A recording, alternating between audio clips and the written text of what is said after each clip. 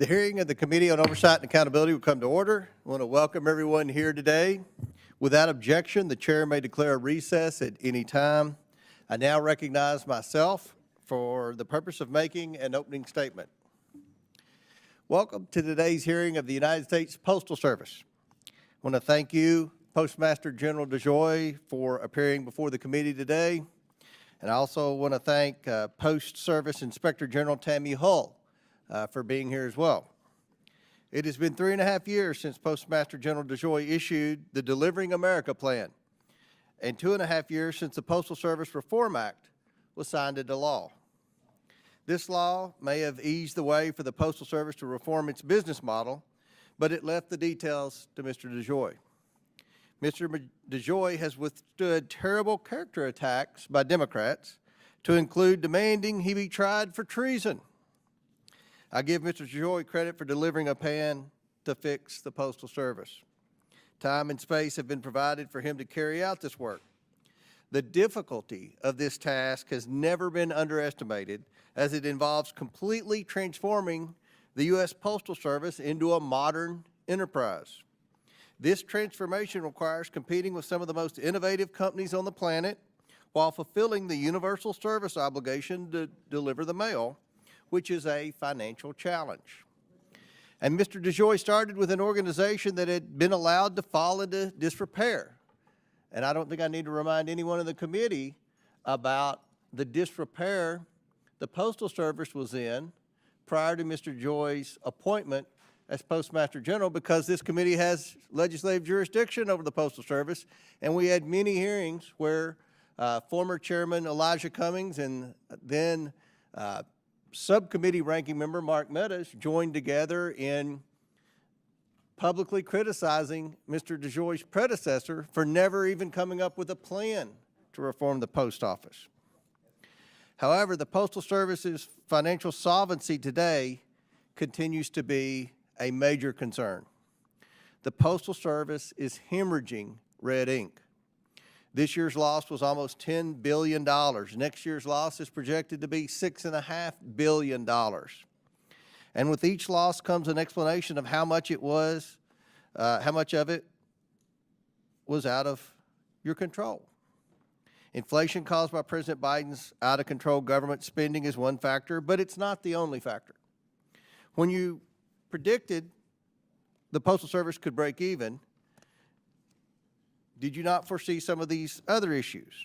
This includes the civil service retirement obligations, which may be as much as $14 billion.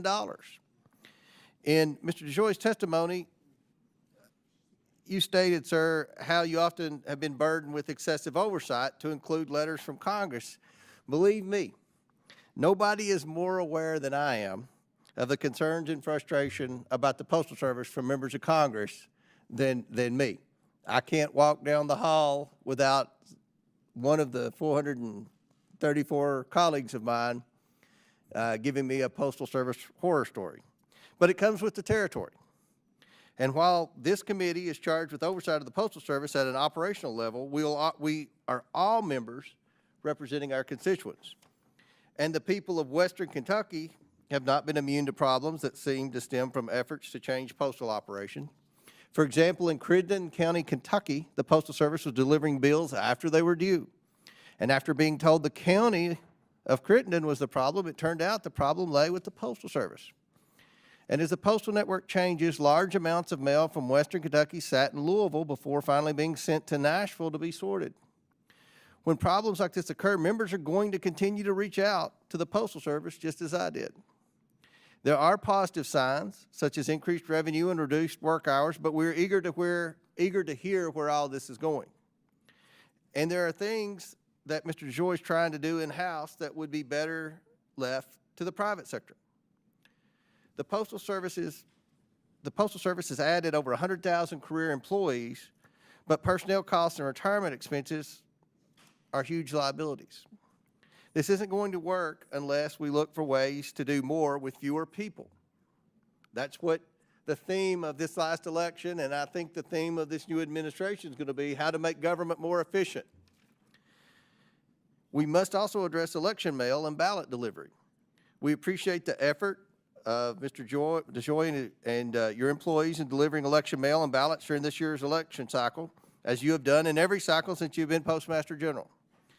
But the job to get mail and packages from point A to point B, and it's not to serve as de facto election authority.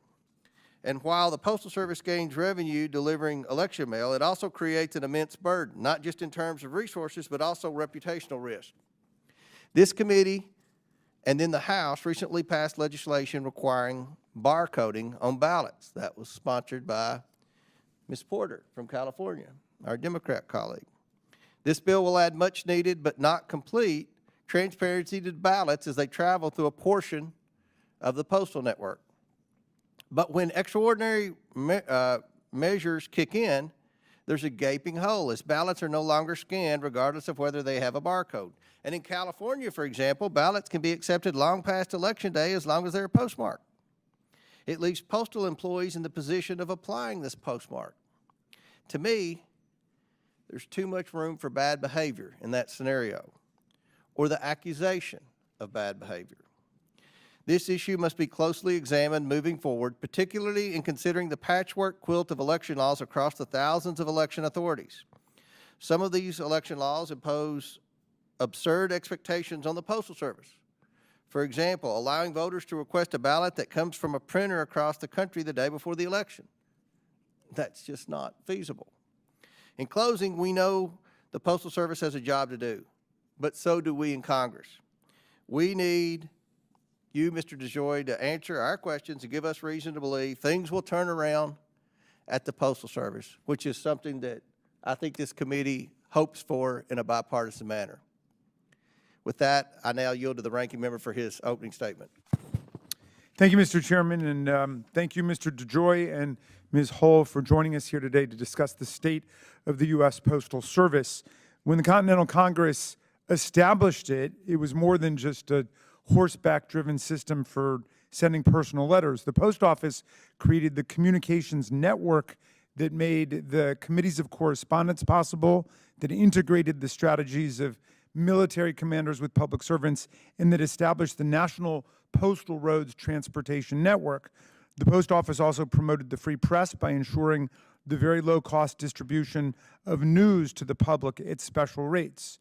A luminary no less striking than Benjamin Franklin, the inventor of the electric lightning rod, the lending library, the volunteer fire department, and the bifocals, became the first Postmaster General to improve delivery routes and to speed up service to connect the new nation. 249 years later, the Postal Service is still an essential institution for Americans. Its mission is set forth in the Constitution. It's laid out in specifics in federal code, which charges the Postal Service with providing prompt, reliable, and efficient services to patrons in all areas and shall render postal service to all communities. During COVID, the Postal Service was ranked America's most essential institution. People rely on the Postal Service to transact critical business, including bank statements and legal notices, life-saving prescription medicines, and notifications of data breaches. The Postal Service can reach every address in America, 167 million residences, businesses, and P.O. boxes. Its value is essential to the economy and the society, especially to people who live in the most hard-to-reach rural places. Efficiency, reliability, and stability are critical to meeting the needs of the public and required for ensuring the long-term survival and adaptability of the Post Office. The Postal Service has been operating in an unsustainable manner for a long time. When President Trump named Postmaster DeJoy in 2020, the Postal Service was then in need of reform. In response, Postmaster DeJoy launched the 10-year Delivering for America plan. He has stated repeatedly that the Postal Service, quote, must operate in many ways like a private business. Of course, some private businesses succeed and others go bankrupt. Congress passed the bipartisan Postal Service Reform Act in 2022. This helped the Postal Service avoid imminent financial collapse and gave Postmaster DeJoy runway to implement his plan for success. The law helped the Postal Service progress towards graduating from the GAO's high-risk list, which ranks government operations most vulnerable to waste, fraud, and abuse, and getting off that list is indeed hard to accomplish. Despite all these bipartisan efforts, it seems that Postmaster DeJoy has failed to use all of this new discretion and resources effectively. His changes to the delivery network have resulted in a disastrous decline in on-time delivery in many regions of the country. And we members of Congress hear about it all the time from our constituents, the lost paychecks, the bills that go unpaid because they're never delivered, the business chaos, the personal disruptions.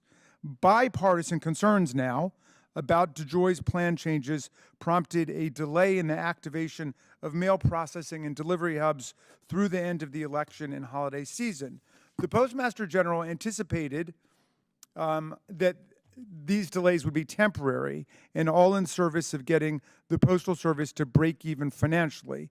3 years into his plan, however, the financial condition of the Postal Service is astoundingly bad and much worse than all of his initial projections. Postmaster DeJoy projected in his original Delivering for America plan that the Postal Service would reach break even by 2023 or 2024. Instead, the Postal Service's net loss of $950 million from operations in FY 2022 increased to a whopping $9.5 billion net loss in FY 2024. That's a 900% increase in the Postal Service's losses in a 2-year time span. Postmaster DeJoy's Delivering for America plan changed delivery standards for first-class mail from 2 to 3 days to 3 to 5 days. Mr. DeJoy claimed that the new standards would make it possible for the Postal Service to reach its 95% on-time mail delivery goals nationwide. Yet today, not a single one of the 50 Postal Service districts in the United States is meeting the Postal Service's self-designed 95% service standard. Meanwhile, the Postal Service increased prices for mail and packages in July. Another price increase for packages will go into effect, incredibly, in January of next year. In other words, under Mr. DeJoy's leadership, Americans are paying higher prices for worse service. More than 3 years into Delivering for America's implementation, with more than 150 ongoing projects initiated to meet the Postmaster's goals, customers are still seeing a decline in mail delivery service, and they're paying higher costs for it. The Postmaster General's plan isn't working, but Mr. DeJoy continues to drive everything in the wrong direction. In the last month, the Postal Service announced its intention to lower service performance targets for FY 2025 by as much as 15% among certain first-class mail products, the lowest performance targets ever, excluding the COVID-19 period. Mr. DeJoy's leadership of the Postal Service is an alarming example of what we may see coming in the next term, sticking to the mega playbook of treating essential government functions with cavalier recklessness and ignoring the differences between a private sector company and a public good. I do want to take a moment to recognize and applaud the valiant efforts of postal management and employees to deliver election mail during the 2024 election season. I also want to commend Inspector General Hall for the office's exceptional audit work during the election season to ensure the Postal Service had ample resources and insights to promptly deliver election mail and make adjustments where necessary. When the Postal Service meets its mission, America benefits. And my colleagues and I all want the Post Office to work for our constituents and our communities. As the Postal Service works to build a resilient operation, it must fulfill its obligations to the people and ensure that we all have reliable mail delivery as a pillar of a successful American economy and society. I look forward to today's interaction, and I yield back to you, Mr. Chairman. Ranking member yields back. Today, we're joined by the Honorable Louis DeJoy, who has served as Postmaster General of the United States Postal Service since May of 2020.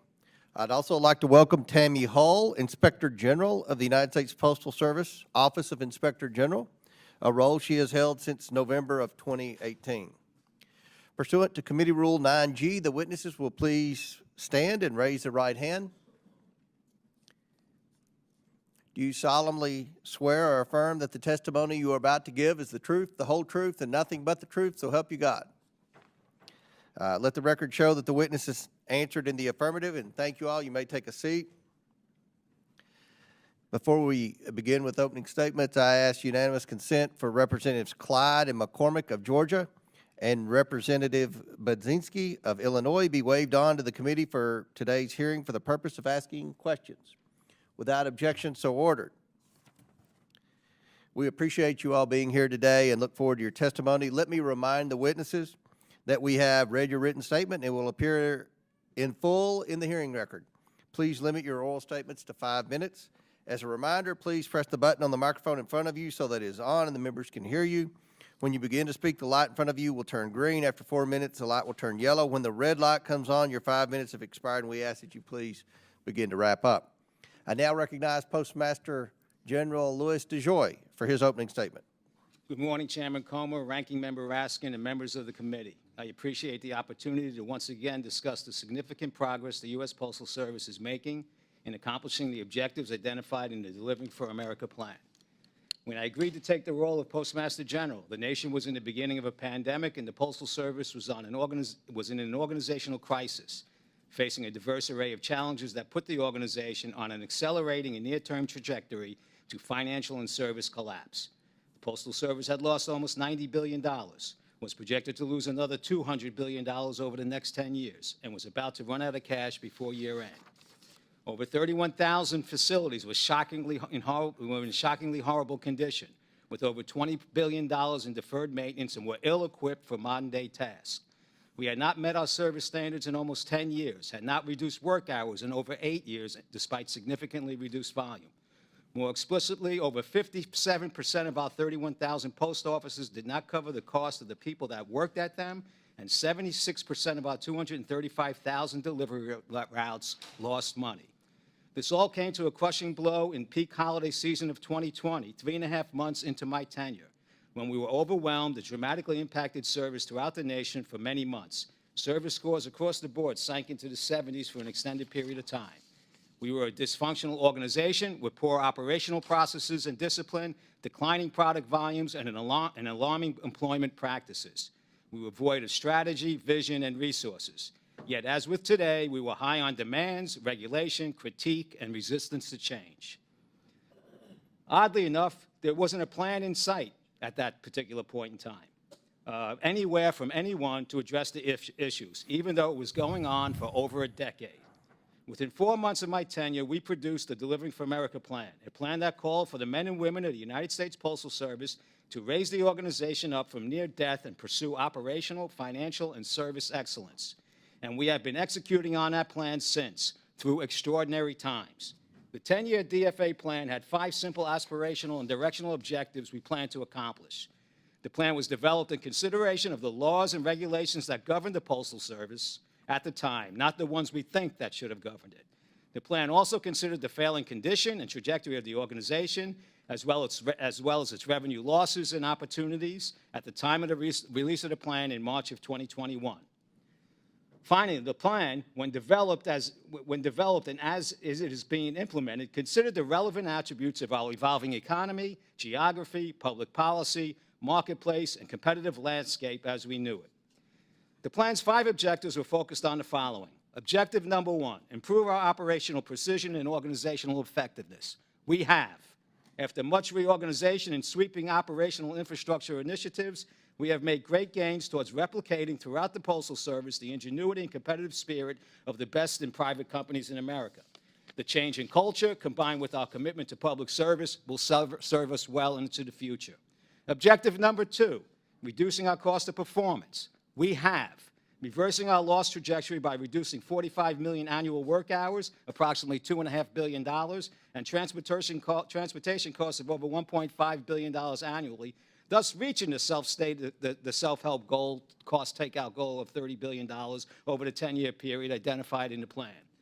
Objective number 3, creating reliable and affordable service. We have. By September of 2023, service for most product categories reached 93% on time and were well in reach of our stated goals of 95%. And we still had some of the lowest postage rates in the world. However, the cost to achieve this under the existing infrastructure and service standards was not sustainable. Objective number 4, Growing our revenue and margin on our products. We have. Revenue growth has exceeded our plan by over $24 billion, with significant gains in competitive products dramatically outpacing the projections in the DFA plan.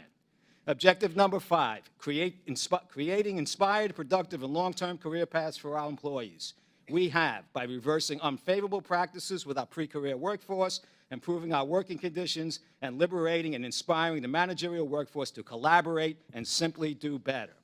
In addition to all these initiatives and accomplishments, there was another goal of which you are aware, Mr. Chair.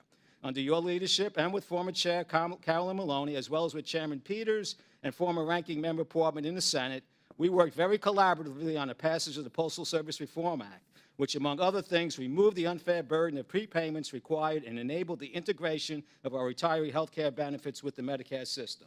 Again, thank you and the Congress for your efforts in this important legislation. After 3 years, we are a different organization today. We have initiated reforms in nearly every aspect of the Postal Service, including operations, maintenance, logistics, procurement, sales, marketing, technology, products, government relations, communications, and personnel management. We have repurposed approximately 200 facilities, deployed $2.5 billion towards deferred maintenance, hired or repositioned almost 1 million people, relocated or installed over 1,000 conveyor systems, transitioned one of the world's largest air cargo networks, packaged and delivered over 1 billion COVID test kits, and introduced a new multi-billion-dollar product. We did all this while delivering 400 million pieces of mail daily, 6 days a week, to 167 million addresses spread across half the planet under rules, regulations, and processes designed by bureaucrats of the 1970s for a different social and economic America. I am proud of the work we have accomplished, and I'm impressed by the commitment, talent, and tenacity of our people as they work hard to make the Postal Service the best in commerce and public service for many years to come, a unique opportunity we have and as the Congress intended when they created us. What we haven't done, Mr. Chair, is break even. The planned initiatives accomplished did not overcome the rescue and recovery of our operations, the 20% inflation we experienced, as well as the dramatic rise in our mismanaged federal government retirement costs and other compensation benefits. About 90% of our 2023 loss of $6.5 billion was due to this substantial, unplanned, unable to be forecasted increases in our costs in these areas. Nevertheless, under these conditions, we still reduced our projected 10-year losses from approximately $200 billion to slightly under $80 billion. We are now taking additional aggressive actions to further reduce our operating costs by $5 billion annually and grow our revenue an additional $3 billion annually, as identified in my letter to the President and congressional leadership on January 10, 2024. These initiatives are aligned with the requirements spelled out in the Postal Reform Act to deliver mail and packages 6 days a week through an integrated network. This requires the continued realignment and equipping of over 31,000 facilities, the rerouting of over 50,000 truckloads a day, the effective utilization of over 200 aircraft routes a day, and inspiring and changing the operational and organizational culture of over 600,000 postal employees. I am confident in our ability to accomplish all this. It will also require a change to our service standards and business rules to reflect the modern-day use of the Postal Service and to continue to liberate us from the reckless demands and regulation and mindset that has destroyed this organization over the past 19 years. The American people mailed 59 billion pieces of first-class mail in 1999. Last year, they mailed less than 12 billion. It is time for us to solve for the obvious, and that is what we propose to do with our recent filing for an advisory opinion with the Postal Service Regulatory Commission. Since September of 2023, when our service was in the 90s, the rapid changes we have had to make have not come without consequence in some areas of the nation, and we apologize to those impacted. This is the consequence of decades of neglect and inaction. The lift we have is high, and the time we have is little. So we will carry on with caution, but we will carry on. Having said that, throughout the coming year, we continue to deliver more than 50% of the mail and packages we handle each day in advance of the current service standard. We estimate we will deliver 85% on the day of the service standard, and 95% will be delivered within 1 day of the service requirement. On average, the American public will receive their mail and packages within 2.7 days. As you know, the basic mission of the Postal Service and our fundamental statutory obligation is to provide high-quality postal services in a financially sustainable manner. Under this structure, it is my job not just to deliver the mail tomorrow, but to transform the Postal Service into an organization that can provide quality postal services in a financially sustainable manner for years to come. We are working feverishly to correct for the past, overcome the economic, political, and competitive hurdles we face today, and yes, correct for our own missteps as we engage in this massive task.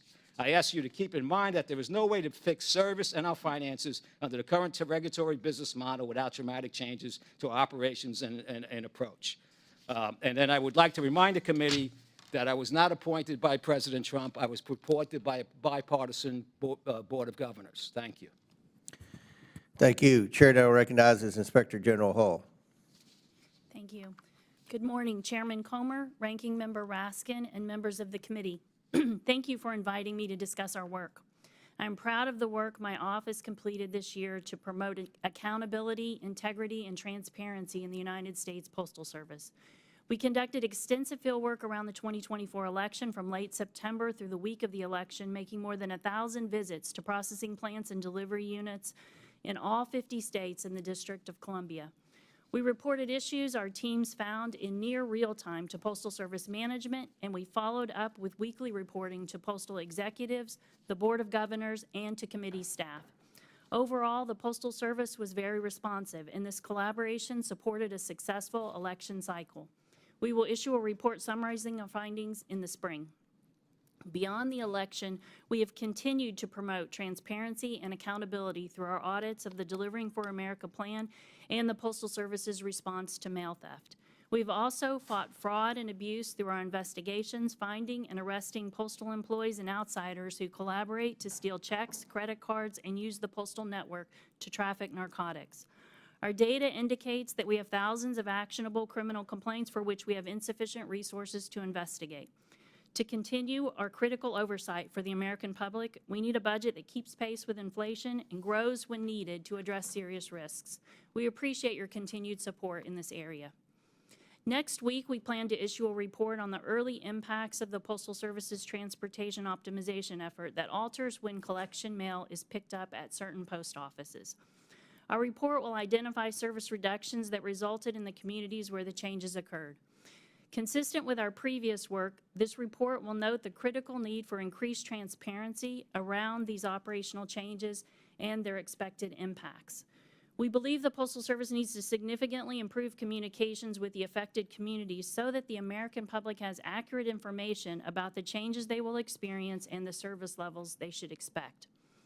Earlier this year, we reported similar concerns in our work on the implementation of the Delivering for America plan. It is important that the Postal Service keep communities and employees informed as changes are made. This is especially important when these impacts occur in underserved rural parts of America that have limited options and rely most heavily on the Postal Service. Cost-cutting to achieve break-even performance can result in disparate impacts to these communities. Accurate, timely, and transparent information about how plan changes will impact these communities is critical to preserve trust in America's Postal Service. While these initiatives roll out, financial challenges for the Postal Service continue. Our work has identified the need for the Postal Service to provide updated financial information as it implements its plans. The Delivering for America 2.0 update did not include projections on whether or when the changes will lead to break-even results. These financial projections are essential for key decision makers to better understand the trade-offs the Postal Service is making, especially as it advocates for legislative changes to its pension and workers' compensation programs. Our recent work discusses how these programs are costly obligations, and it would be helpful for all stakeholders to better understand what it will take for the Postal Service to be financially solvent. While the Postal Service has not provided updated long-term financial projections, it has provided some cost savings estimates associated with specific parts of its plan. Our future work will provide oversight assessing whether it fully realizes these projected savings. We at the OIG are committed to our efforts to provide transparency and promote accountability for service performance and financial solvency. America needs a strong Postal Service, and the Postal Service owes clarity to the communities it serves about its plans and their projected impacts. I appreciate the time to discuss these issues and your support. I'm happy to answer any questions you may have. We'll begin our questions. Chair now recognizes Dr. Fox from North Carolina. Thank you, Mr. Chairman. And I want to thank both of our witnesses for being here. I think my colleagues on both sides have done a good job of expressing our concerns about the status of reforms and performance of the post office. Mr. DeJoy, as you know, my district and many areas across the southeastern United States were hit hard by Hurricane Helene at the end of September. The storm brought catastrophic flooding and widespread damage that did not spare postal facilities in its path. Can you tell me how many post offices in North Carolina remain closed and how many have been reopened? And if you don't have the answer readily, it's okay if you give it to me later. And how long do you expect the closed post offices to remain closed? Thank you, Congresswoman Fox. I believe we have about 10 post offices now that still are without service. We have mobile mobile units that we have put in place. I will tell you that when the hurricane hit, we lost about 30 post offices, and we're down not able to get to about 3 million delivery points, and subsequently progressed down to about 20,000 right now that are closed. You put on your mic. If I may, we've had a couple of people, and myself included, having a little trouble hearing you all. If you could pull the mics closer and speak into the microphone, that would help. Thank you, and I'm sorry to interrupt you, Dr. Fox. That's okay. I want to go on to another local issue. The Fleetwood, North Carolina Post Office, very small facility and fast-growing community, is too small for the mail volume it receives, and we understand many of the Fleetwood routes are run out of the Boone Post Office nearly 18 miles away, which is delaying the delivery of mail and costs mail carriers time and the UPS money. My staff was told the Fleetwood Post Office could not be moved to a larger facility, although one is available, unless a disaster struck the post office. Well, it was destroyed by flooding. Can we now expect the Fleetwood Post Office to be moved or rebuilt as a larger facility so that the long and wasteful transfer of mail to and from the Boone Post Office can be eliminated? It's been a constant source of frustration for many of my constituents, and I'm going to follow up on this, Mr. DeJoy, because I have other questions to ask you. You stated a few years ago your goal was for the Postal Service to break even by 2023.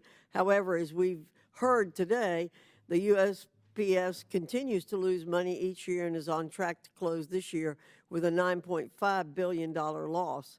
Is the Delivering for America plan still up to the task of helping the Postal Service finally break even?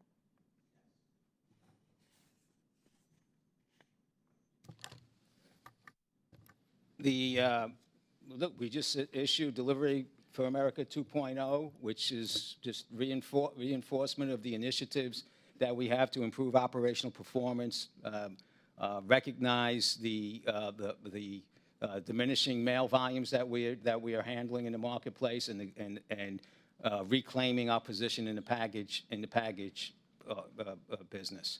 So I'll drive to reduce cost, grow revenue, so we can put more product into our carriers' bags, which have to go to 161 million addresses 6 days a week, which by law, okay, which is over half our cost, which is a pretty fixed environment.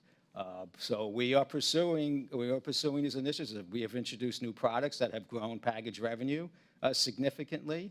And have other products coming down the line once we get the network in order and the changes in the service standards that we need. So absent other extraordinary issues that face us, this is the best plan that I've seen around town in a long time. We will get $5 billion out of additional cost, and we will grow our revenue by additional $3 billion. And if the OIG wants to put a forecast in as to when we will break even, she has those numbers, she can do it. Thank you, Mr. DeJoy. I use the post office a lot. I send out a lot of mail every week from my office, from me personally. So I'm very acutely aware of the service, the time, and the cost. At what point do increases in postage rates start destroying demand and decrease the volume of mail to economically unsustainable levels? And you've said you're going to raise postage rates to the extent possible. How do you determine what constitutes, quote, the extent possible? So we have operated under a defective pricing model for 15 years before my time. Mail volume had cut in half. The PAEA froze prices to inflation, and the mail volume got cut in half, and we were not allowed to raise our prices to the tune of $50 billion that the organization was not able to raise their prices. When I got here, we finally got the approval to raise prices, and we had 20% inflation, of which I get to charge prices after we incur the inflation. I'm always in arrears. 75% of the price increases that we charge were due to inflation and were not at the inflation rate.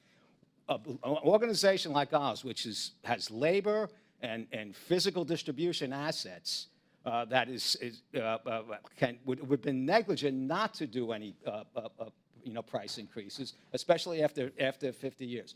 We are trying to reduce our costs significantly, okay, and grow our revenue to create an integrated mail and package network that winds up funding the delivery of mail into rural communities like yours. Okay? That is the strategy we're working on. Thank you, Mr. Right now. DeJoy. I'm way over time. I apologize, Mr. Chairman. Thank you. Chair recognizes ranking member.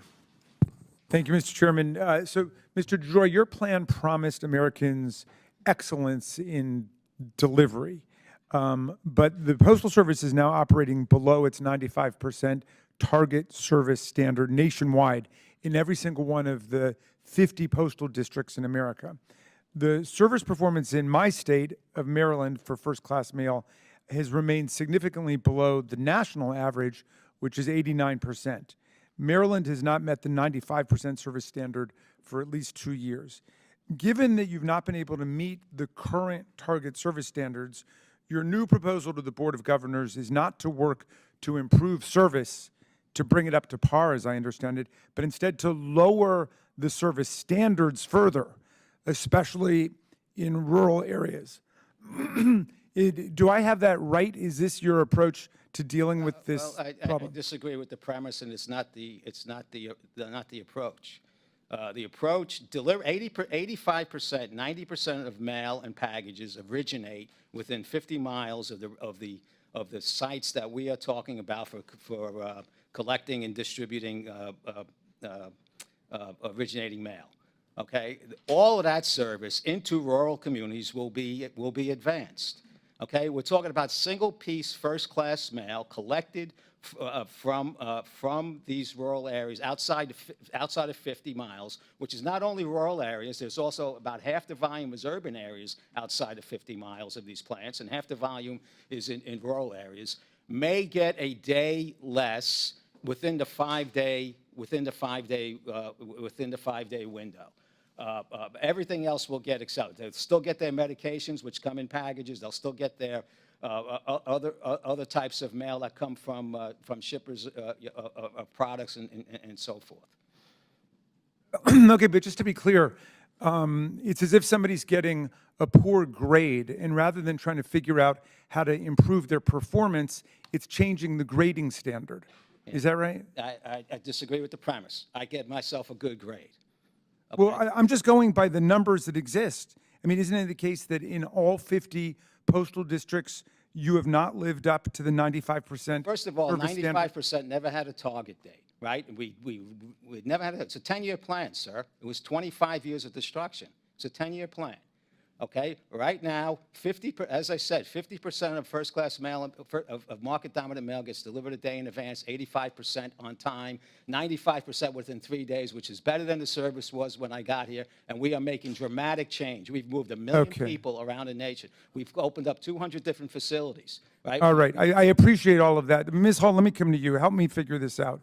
Is the Delivering for America plan actually improving timeliness and reliability of service delivery for Americans?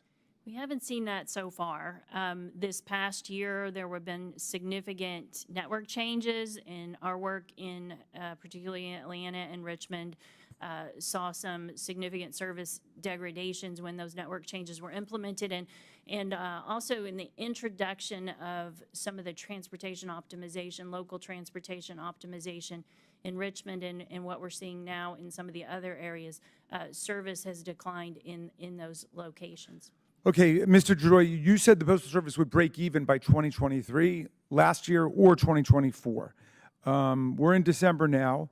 Under your leadership, the Postal Service has increased the deficit by 900%.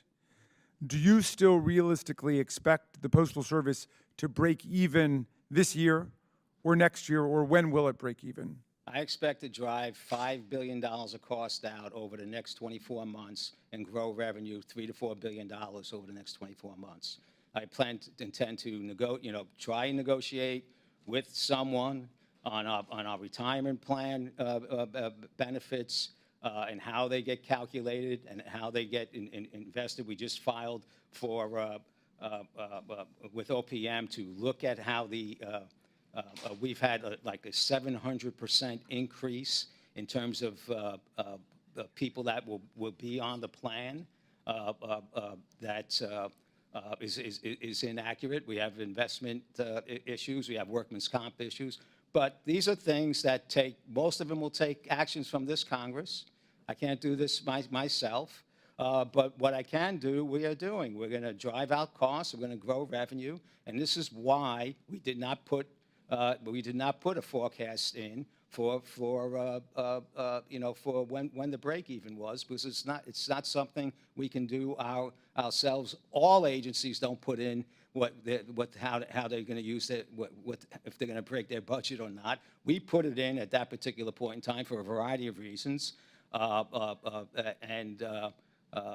we're working to drive out costs and grow revenue.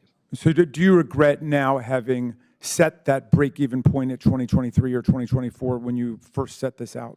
So there's a lot of things I regret sitting here. Okay, I was here 3.5 months. I had projections. I had an understanding of what the operation was and should have been doing. Right? I had a board. We sat down and we put something together that said something that that lost $100 billion over the last 10 years. Right, which and was more broke than one could even imagine. Okay, we put a number together and we went for it, and we got a lot done, and we're still getting a lot done. Okay, and can you break even without Congress's help? Are you saying you need Congress's help to do it now? I think it's good. Next year, I'll have 600,000 people on my payroll, maybe 610. I'll have 720,000 on my retirement plan. That's a problem. Okay, so just to be clear, you're saying you need Congress's help in order to break even? I can continue to unwind service, right? I'm telling you what I can get in terms of cost. If, in fact, we get all those costs and we have reasonable inflation and we have reasonable calculations of our workman's comp costs and we have reasonable calculations of our retirement benefits, we have a chance. I have a date and time and projection. But if I say that becomes the whole discussion. What we didn't get accomplished, not what we got accomplished. So I'm a little wiser being here in Washington for 4 years now. Okay. Gentlemen, Thanks. time's expired. Chair recognizes Mr. Groffman from Wisconsin. Thank you. Always great to talk about the Postal Service. Used to collect stamps. Just to give you a little little history. The last 3-cent stamp was in 1958, the Mackinac Bridge stamp. So there you are. Now, you said that your first-class stamps are lower than other countries. I wasn't aware of that. Could you give us a little story as to where the first-class stamp is today in, say, Canada or Mexico or the UK? UK is about $2. $2 for a stamp. Paris, UK, Europe's in the $2 range, $1.50. I'm sorry. What's Canada and Mexico? I don't know. I can get you a chart, but we're at the bottom. We're down with Ecuador and countries like that. Most of the industrial world is in the $1.50 plus range. Okay. Overall, well, Next question. Are there any requirements with regard to electric vehicles for the post office? There's we have a plan to deploy electric vehicles. We have a commitment to buy, we have a plan to buy 106,000 vehicles over the next 5 years, of which 66,000 will be electric. This year, we took in 28,000 vehicles, of which 22,000 vehicles were gas vehicles. Next year, it'll be about 50-50, and then the following year on the acquisitions we have will be. Do you have any statistics as far as the cost of gas versus electric? Well, Congressman, I was in the crossfire of a whole bunch of issues and did not agree to put electric vehicles into our fleet until we had the appropriate cost benefits to the organization. The IRA program, which was approved by this Congress, gave us $1.9 billion for infrastructure cost and gave us $1.2 billion for new vehicle costs, of which we have put together a plan that does in fact work for the Postal Service with that particular, with those particular, cost structures. We are buying, special purpose long-term vehicles that'll last us 20, 25 years at a relatively good cost with the IRA offset, and all my infrastructure will be paid for this set of vehicles coming out. We're studying the charges now as it moves forward. We have our routes are set up for this type of service. Some of these vehicles we don't have to charge for 3 days, and the cost. I believe when I look back at the cost improvements that we get, it's only when we get out to the cost of all the 10, let's say a battery lasts 10 years. There is cost benefit to us on maintenance and fuel and so forth for the 10 years. It's when you go to buy that new battery using today's battery cost that it puts us over could put us over the return. Given your druthers, would you rather have gasoline-powered vehicles if your sole goal was to save money? So my need was to have vehicles like now, Yeah, like 5 years ago. Yeah, just straight up and down. If we wanted to save money in the next 10 years, would you feel better if we said it would be all gas? I feel good where we are. I feel good where we are. We. Well, that can't be right. It's half of each. Which is less expensive? They can't be identical. Maybe they are identical. I don't know. Look, this is a time constraint. Once installed, the places that we're installing, we couldn't put electric vehicles everywhere, and we couldn't put electric vehicles in overnight. Okay, but once installed, and if you you offset the capital costs, which we have. It's a pretty decent thing. It's a nice vehicle. We have better monitoring on it, and it's lower in maintenance. I'll give you another question because I'm almost running out. We were talking this morning. Do you have any people in the post office which you'd refer to as DEI professionals, or people who are focused on that sort of thing, either with regard to people you hire or with regard to government contracting? Congressman, this is a hard-working, focused, boots-on-the-ground organization. We have our normal, in terms of a plan, we have our diversity goals, but that is just handled by our basic HR department, and we are a diverse group of diverse organization, mostly focused on deliver mail and packages. Does that affect who you hire or who you promote? I mean, we pay it. We pay it to. You can look at my organization, and look at and see what the make your own judgment on it. But I hire and relocate people based on intensive evaluation of their performance, and I believe most of the organization does that. Thank you. Mm-hmm. Gentlemen, time's expired. Chair recognizes Ms. Norton from Washington, D.C. Thank you, Mr. Chairman. Mr. DeJoy, I have written to the Postal Service many times in recent years about issues in the District of Columbia, including mail being stolen, burned, or otherwise destroyed, lost, or not delivered. Recently, I asked that the Postal Service hold a community meeting with me and my constituents in Ward 5. The Postal Service waited for weeks before responding and eventually told my office it was in the so-called black period before the election and could not hold a community meeting with an elected official, even though my request was placed weeks before the blackout period started. I then requested that the Postal Service contact the relevant stakeholders to hold the meeting without me during the blackout period. This never happened.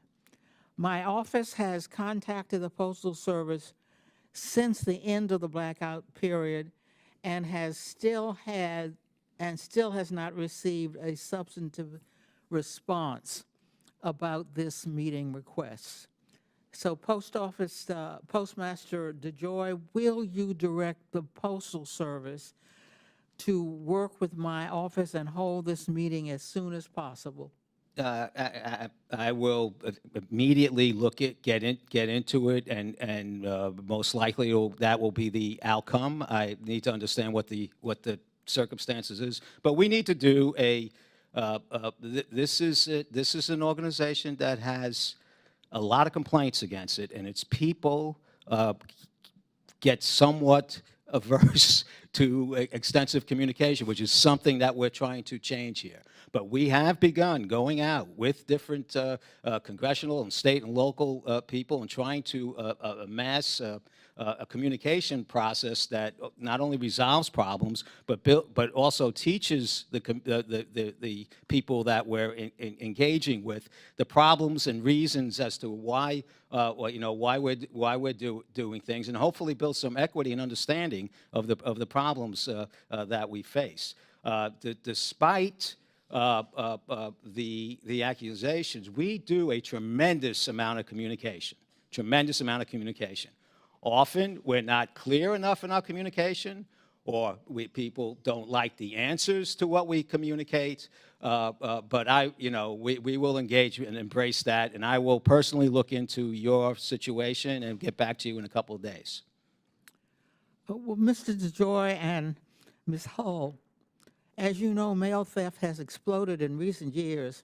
Between 2019 and 2022, there was an 87% increase in reports of mail theft from mailboxes and a 543% increase in letter carrier robberies.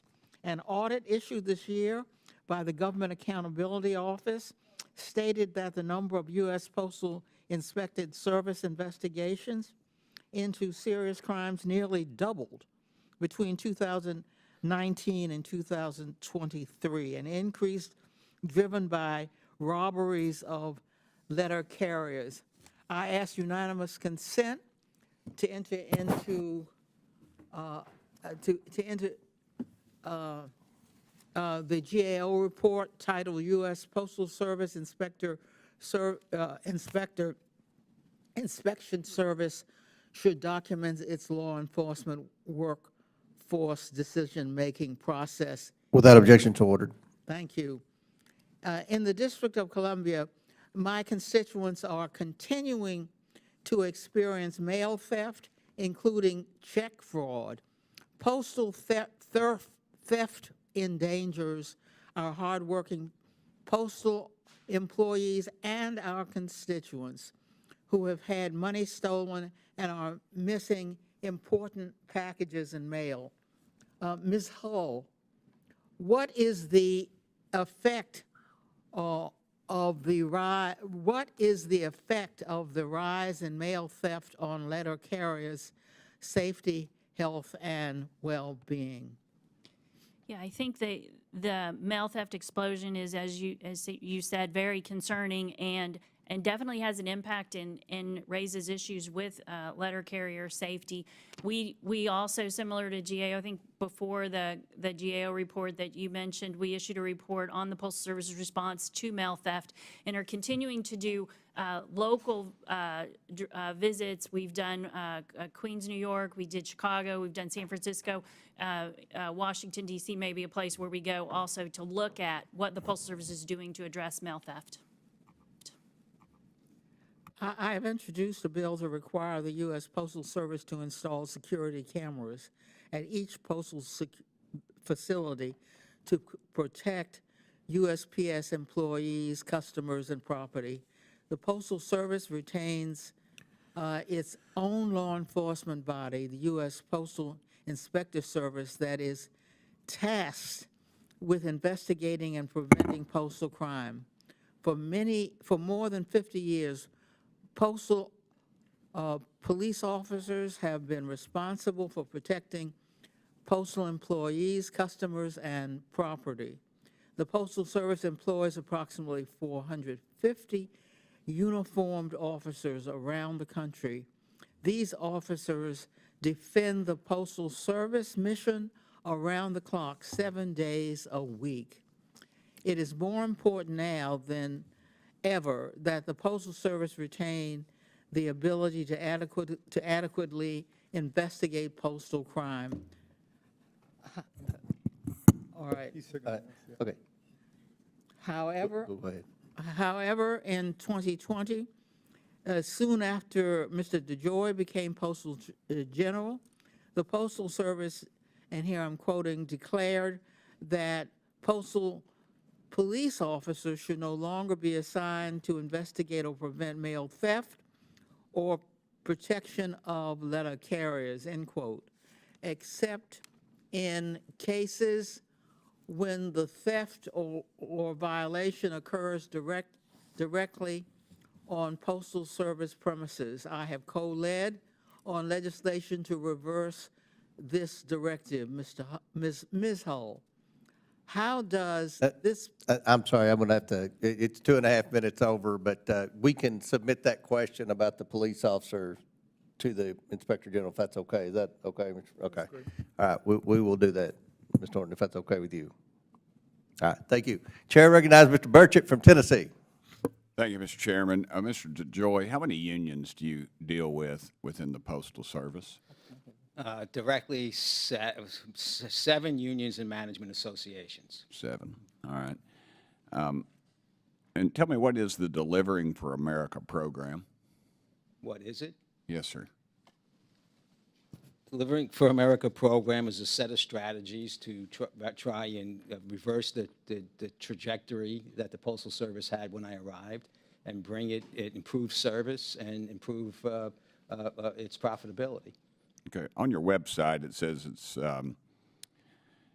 organization and financial and operational crisis to one that is a high-performing group. Do you believe that the plan, which was introduced 4 years ago, has made the Postal Service high-performing? I think, sir, you after 20 years of crises, it takes a little bit of time to stabilize the organization, but I believe that this organization now is heading in that direction. I know I have experience in running and in competing with excellent organizations. Well, there in fiscal year 24, you lost $9.5 billion. That's right. I have lots of rules. To do what? I have lots of rules. Okay, but that's $9.5 billion, though, that was lost. I think that was dramatically higher than the loss in fiscal year 23, which was just. I say just, but I'm from Tennessee. That just is not justified, because that's a heck of a lot of money to our folks. Fiscal year 2023 was $6.5 billion. How do you explain the increase if this is Delivering for America? I have fixed prices. I have fixed service requirements. Define to me what a fixed crisis is. Fixed prices. Price. Okay. Price. Okay. I had 20%. Got hearing aids. I have trouble hearing. My wife says it's selective, but now I have no excuse. And she's right, I don't. We had 20% inflation, and we spent a lot of money trying to get service where it needed to be, and that is something that we have, because of our bill not getting some of the reforms that we wanted and the inflation, we've had to, take a different, a different approach now. When do you think the American taxpayer will see a return on the 5-year Delivering for America program? Well, And do you think we'll ever break even? Let's just be honest. Listen, I am working at this with a whole bunch of people pretty hard with that aspiration. But I came in $100 billion into a $300 billion losing Right. trajectory. Well, look, I love the post office. Before I got to Congress, I was very active in the eBay trade. If you left a truck parked in front of my house very long, parts were probably coming off and getting sold on eBay. But are the rules and regulations included in your program tailored to enable the post office to keep up with the private sector? No. We have a postal regulatory commission. We have some very, very specific, how I move my freight and my mail and packages can all be tied to the pickup time in a collection box 30 miles outside of Roanoke, Virginia. Okay, and there's all sorts of, different rules and longstanding practices and business processes that need to be changed, and we're in fact changing them. Okay, And, let me cut into that. Yeah, in my district, the Maryville office, I felt like they needed a significant overhaul. They keep getting stuck with temporary postmasters, and after temporary postmasters, could you commit to my folks in East Tennessee that we could improve this situation? Because, and I get it, it's the dadgum federal government, and people get moved upstairs when they ought to be kicked out. And I think that's part of the problem. But if you would commit to that, it would. what post? Where is it, sir? Maryville. It's pronounced Maryville if you're from there, but you would pronounce it Maryville, Maryville. It's in Blount County, backs right up the Smoky Mountains. I get made fun of in the Senate when I speak. So. Yeah, well, East Tennessee is the only place in America where people don't speak with an accent, sir. I appreciate it. And I would like to say for the record, Mr. Speaker, our brother Conley's back.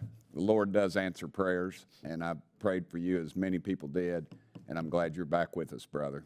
All kidding aside. Thank you. Thank you. Chair now recognizes Mr. Lynch from Massachusetts. Thank you. Welcome, Postmaster General DeJoy.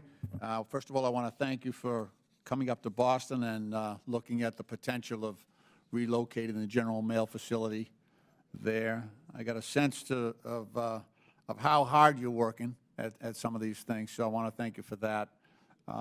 Inspector General Hull, thank you as well for attending. Just to go back to the vehicle situation at the post office. So, according to the Inspector General's office, the post office has about 230,000 vehicles. I think you're second only to the Department of Defense. Is that right? I don't know what the Department of Defense has, but we're with 230,000 vehicles. Yeah. Yeah, okay, fair enough. And the last time we looked at this issue, we had almost a quarter of those vehicles had exceeded their life expectancy of 24 years. Is that your guess on that? Life expectancy was 20, and they're all, when I get done with 100,000 vehicles in 4 years, I'll still have 100,000 vehicles outside their useful life. Right, it's pretty bad. I did have a chance to see a demonstration of the new electric vehicle. The carriers love it. The letter carriers love it. The package delivery folks, rave about it. It's got a side thing where it's a lot safer. They can deliver they can actually take the packages out from the sidewalk.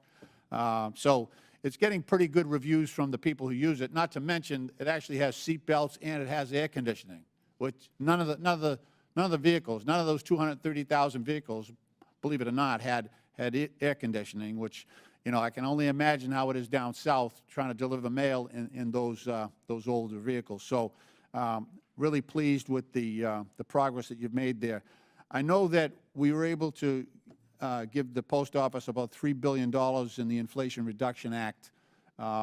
What's that going to buy us in this current, you know, transaction in terms of, I know Oshkosh is producing some of these vehicles, is that right? So These are U.S. produced vehicles, right? U.S. produced vehicles. Yeah, okay. Yeah. We had $1.9 billion for infrastructure, which means buying charging stations, going out, implementing charging stations in our new sorting and delivery centers right now, and you know, deploying vehicles there.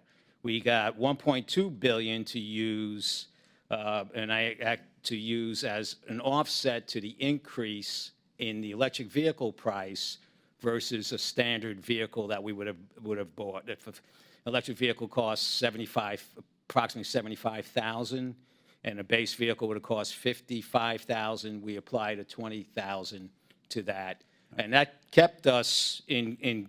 I didn't wait. You know, that kept. There was a lot of discussion on that to keep us. We had to get the vehicles to go in where we had already existing amperage, which is where we went to our sorting and delivery centers.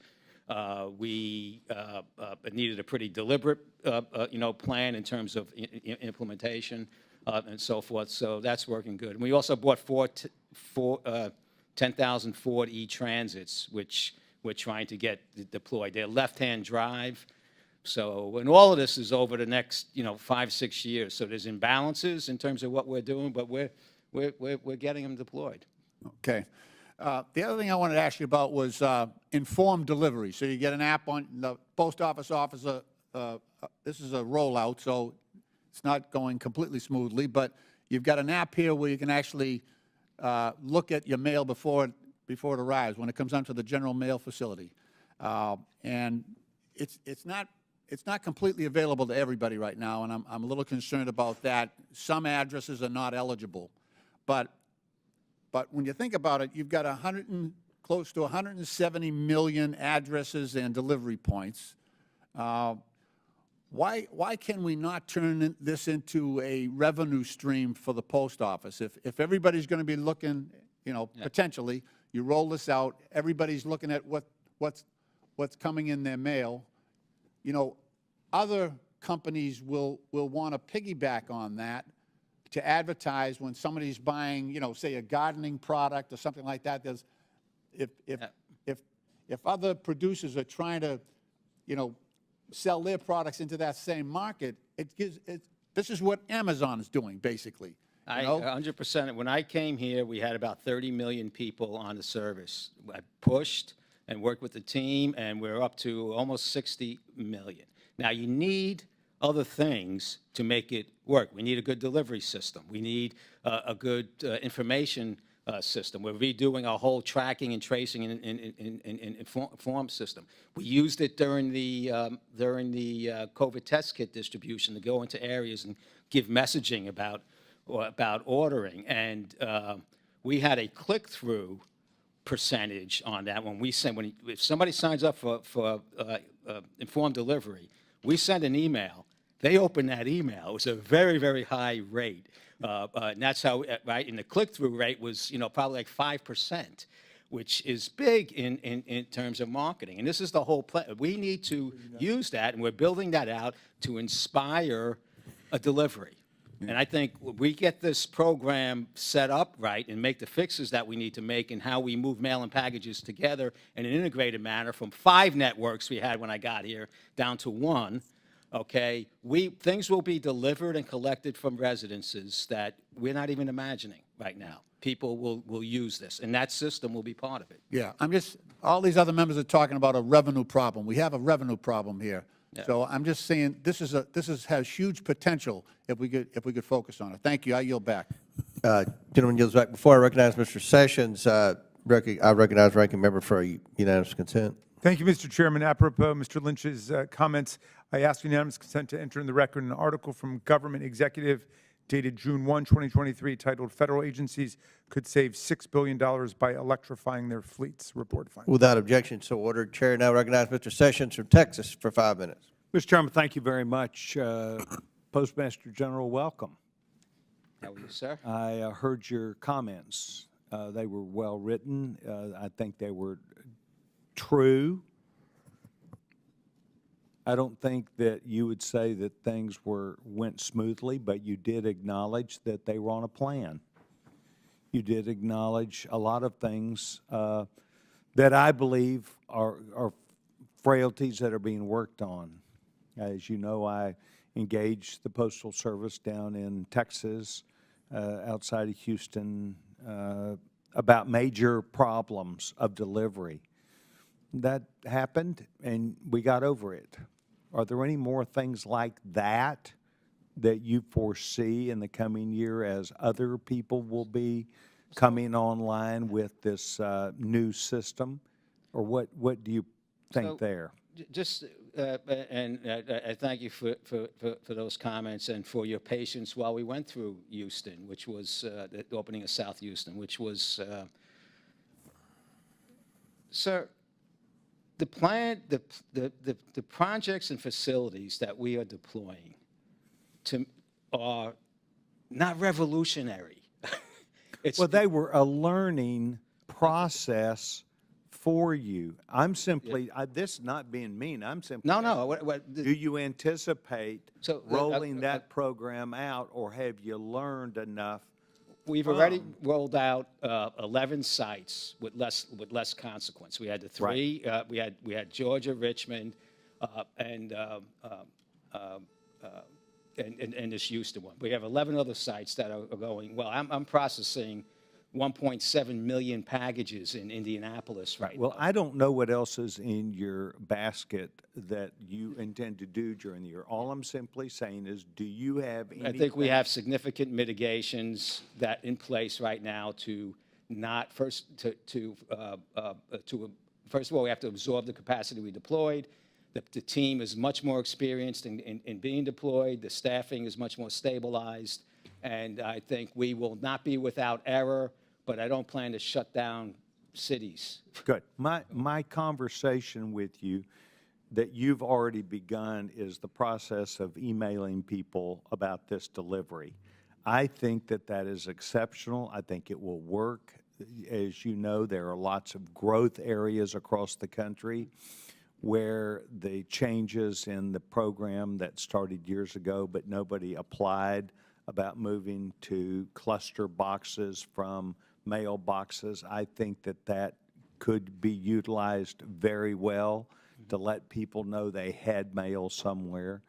I'd like to turn this conversation now to a conversation that is relatively new, and that is of a term called DOGE.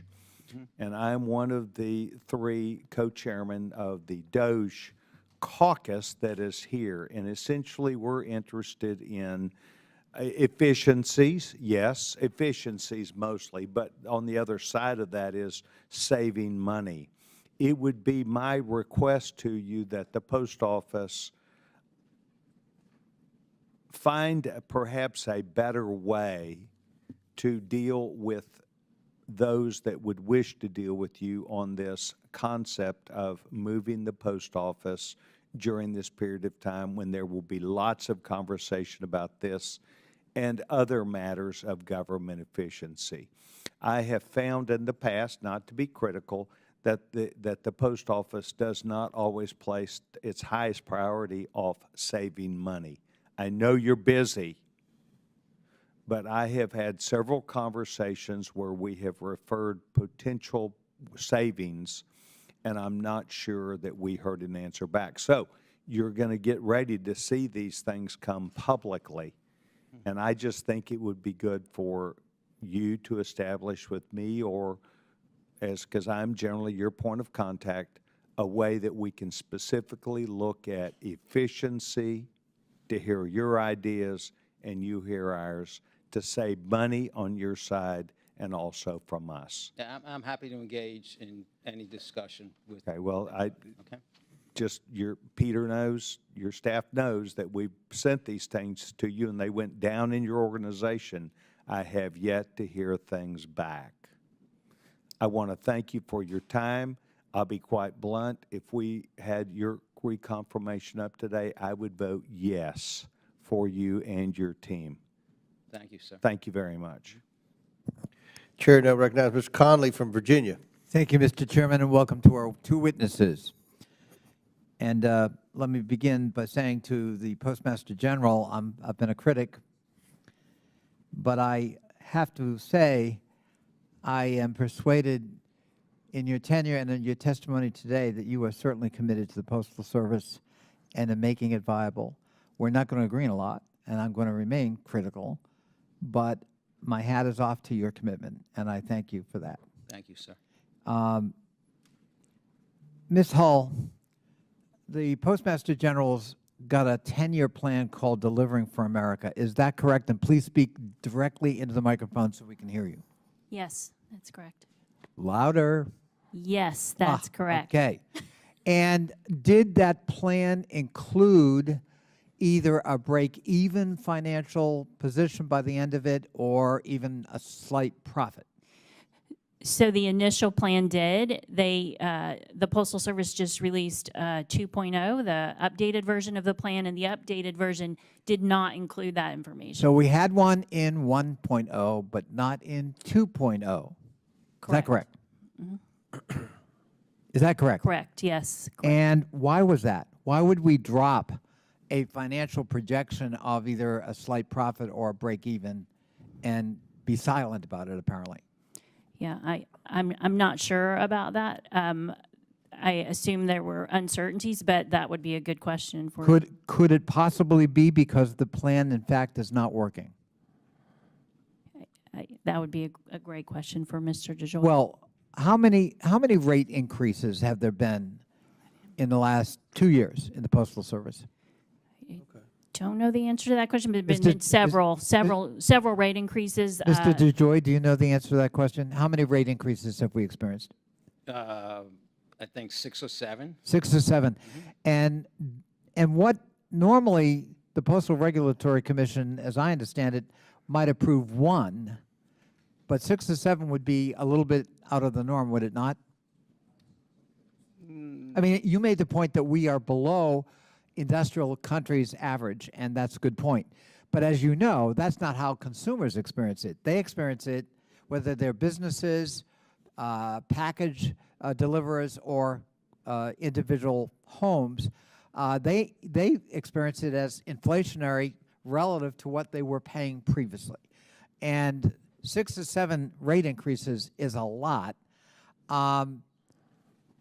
Ms. Hull, the Postmaster General noted that, as did the ranking member, that we're going to lose $9.5 billion projected this year. Is that correct? Yes, yes. And it was $6.5 billion last year. Is that correct? Yes. That's a big increase. When you're losing $9.5 billion in the midst of a 10-year plan, isn't it a little difficult to say success? I think financially there have been some serious challenges, and that's why we are pushing for increased transparency into the finances of the Postal Service so that those targets and the trade-offs can be clearer. Well, what do you mean by transparency? For example, would one of the elements of transparency be tell us when you think we're going to break even or have a small profit? Yeah, just give some financial projections overall, right, on the results of the plan. And that's kind of where I'm going. Yeah, I got it. Were those projections included in DFA 2.0? No, they were not. Why not? No,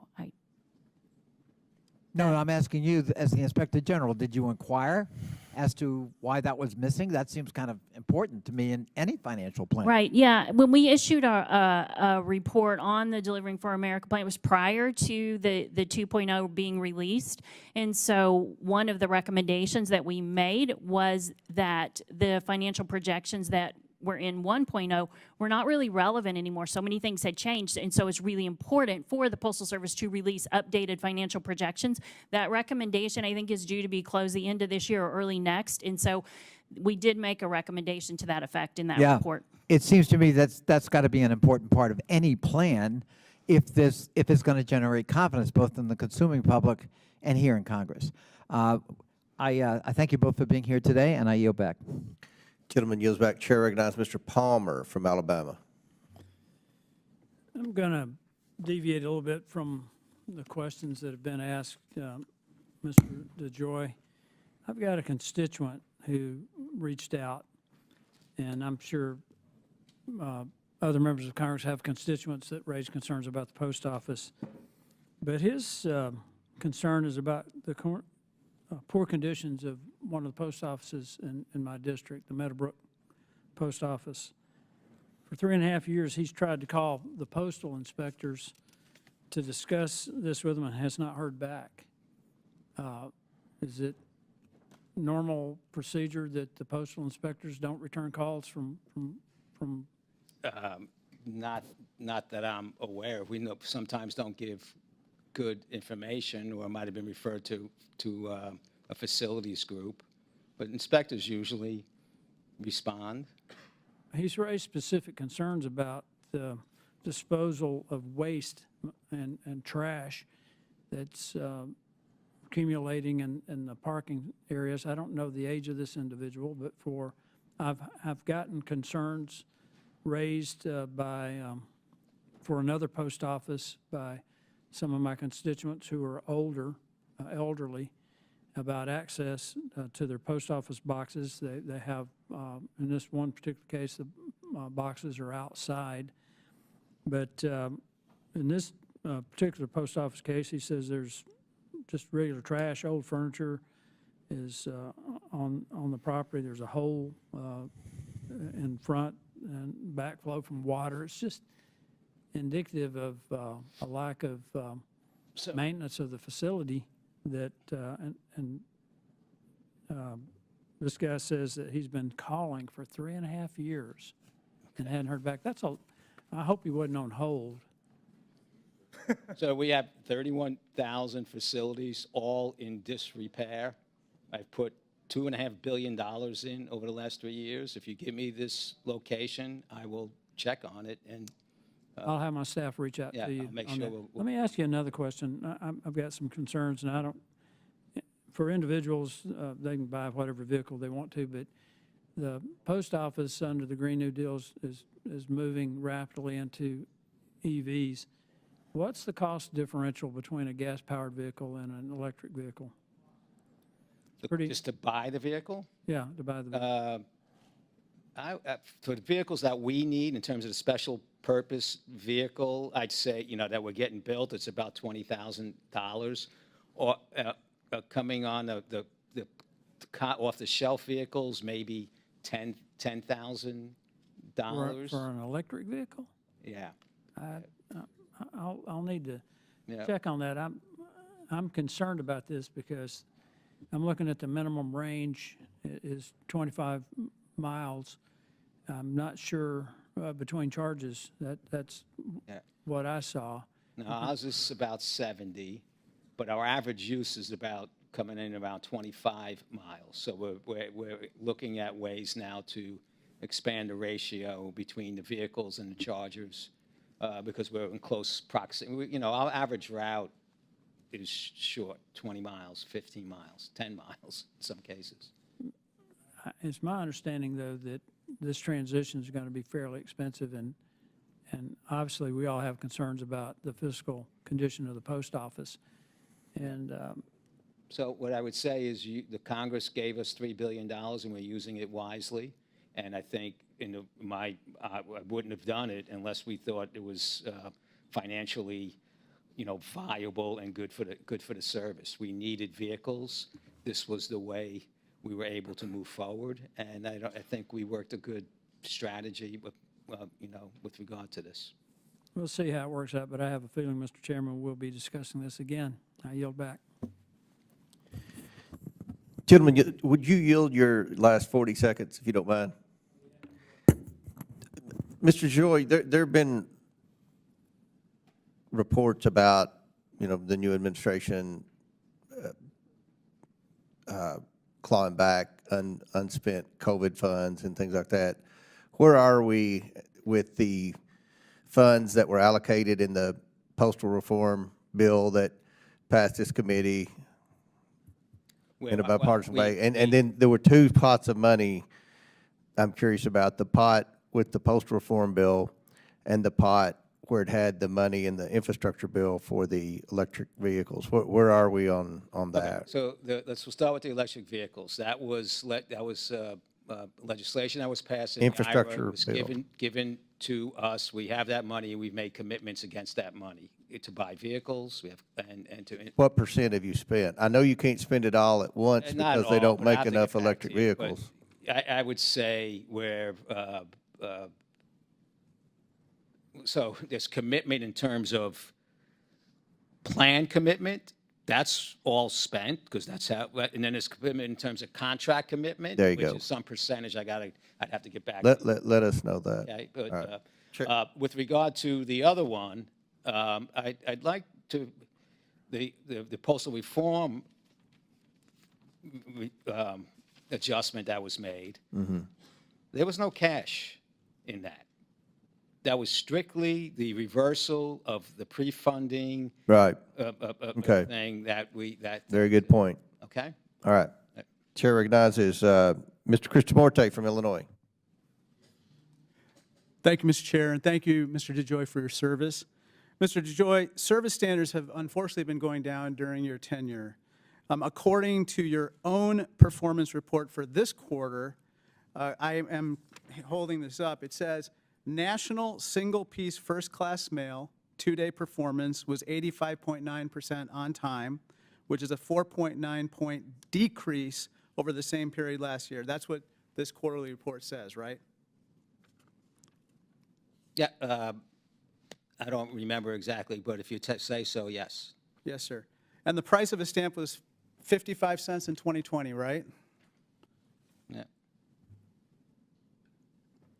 And the price of a stamp today is 73 cents, correct? Correct? Okay, so we've seen now 6 increases during your time in office.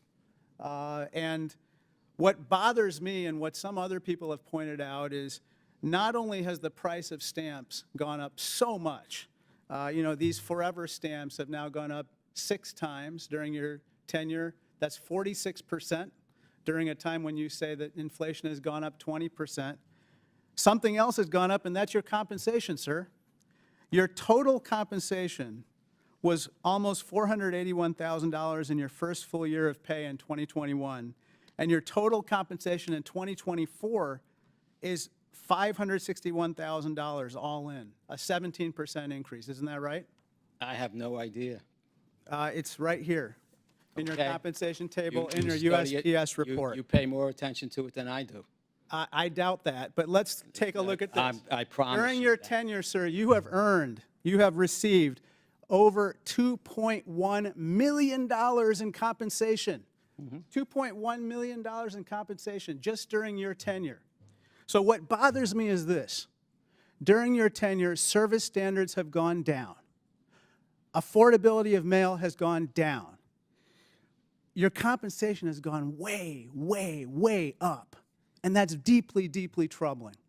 Let me turn your attention to another issue, which my constituents bring this up to me all the time. Mr. DeJoy, when the mail is not delivered, for whatever reason, you're aware that letter carriers are required to complete a, quote, undelivered mail report, correct? Yes. Let me show you some of the undelivered mail reports that have come to our attention.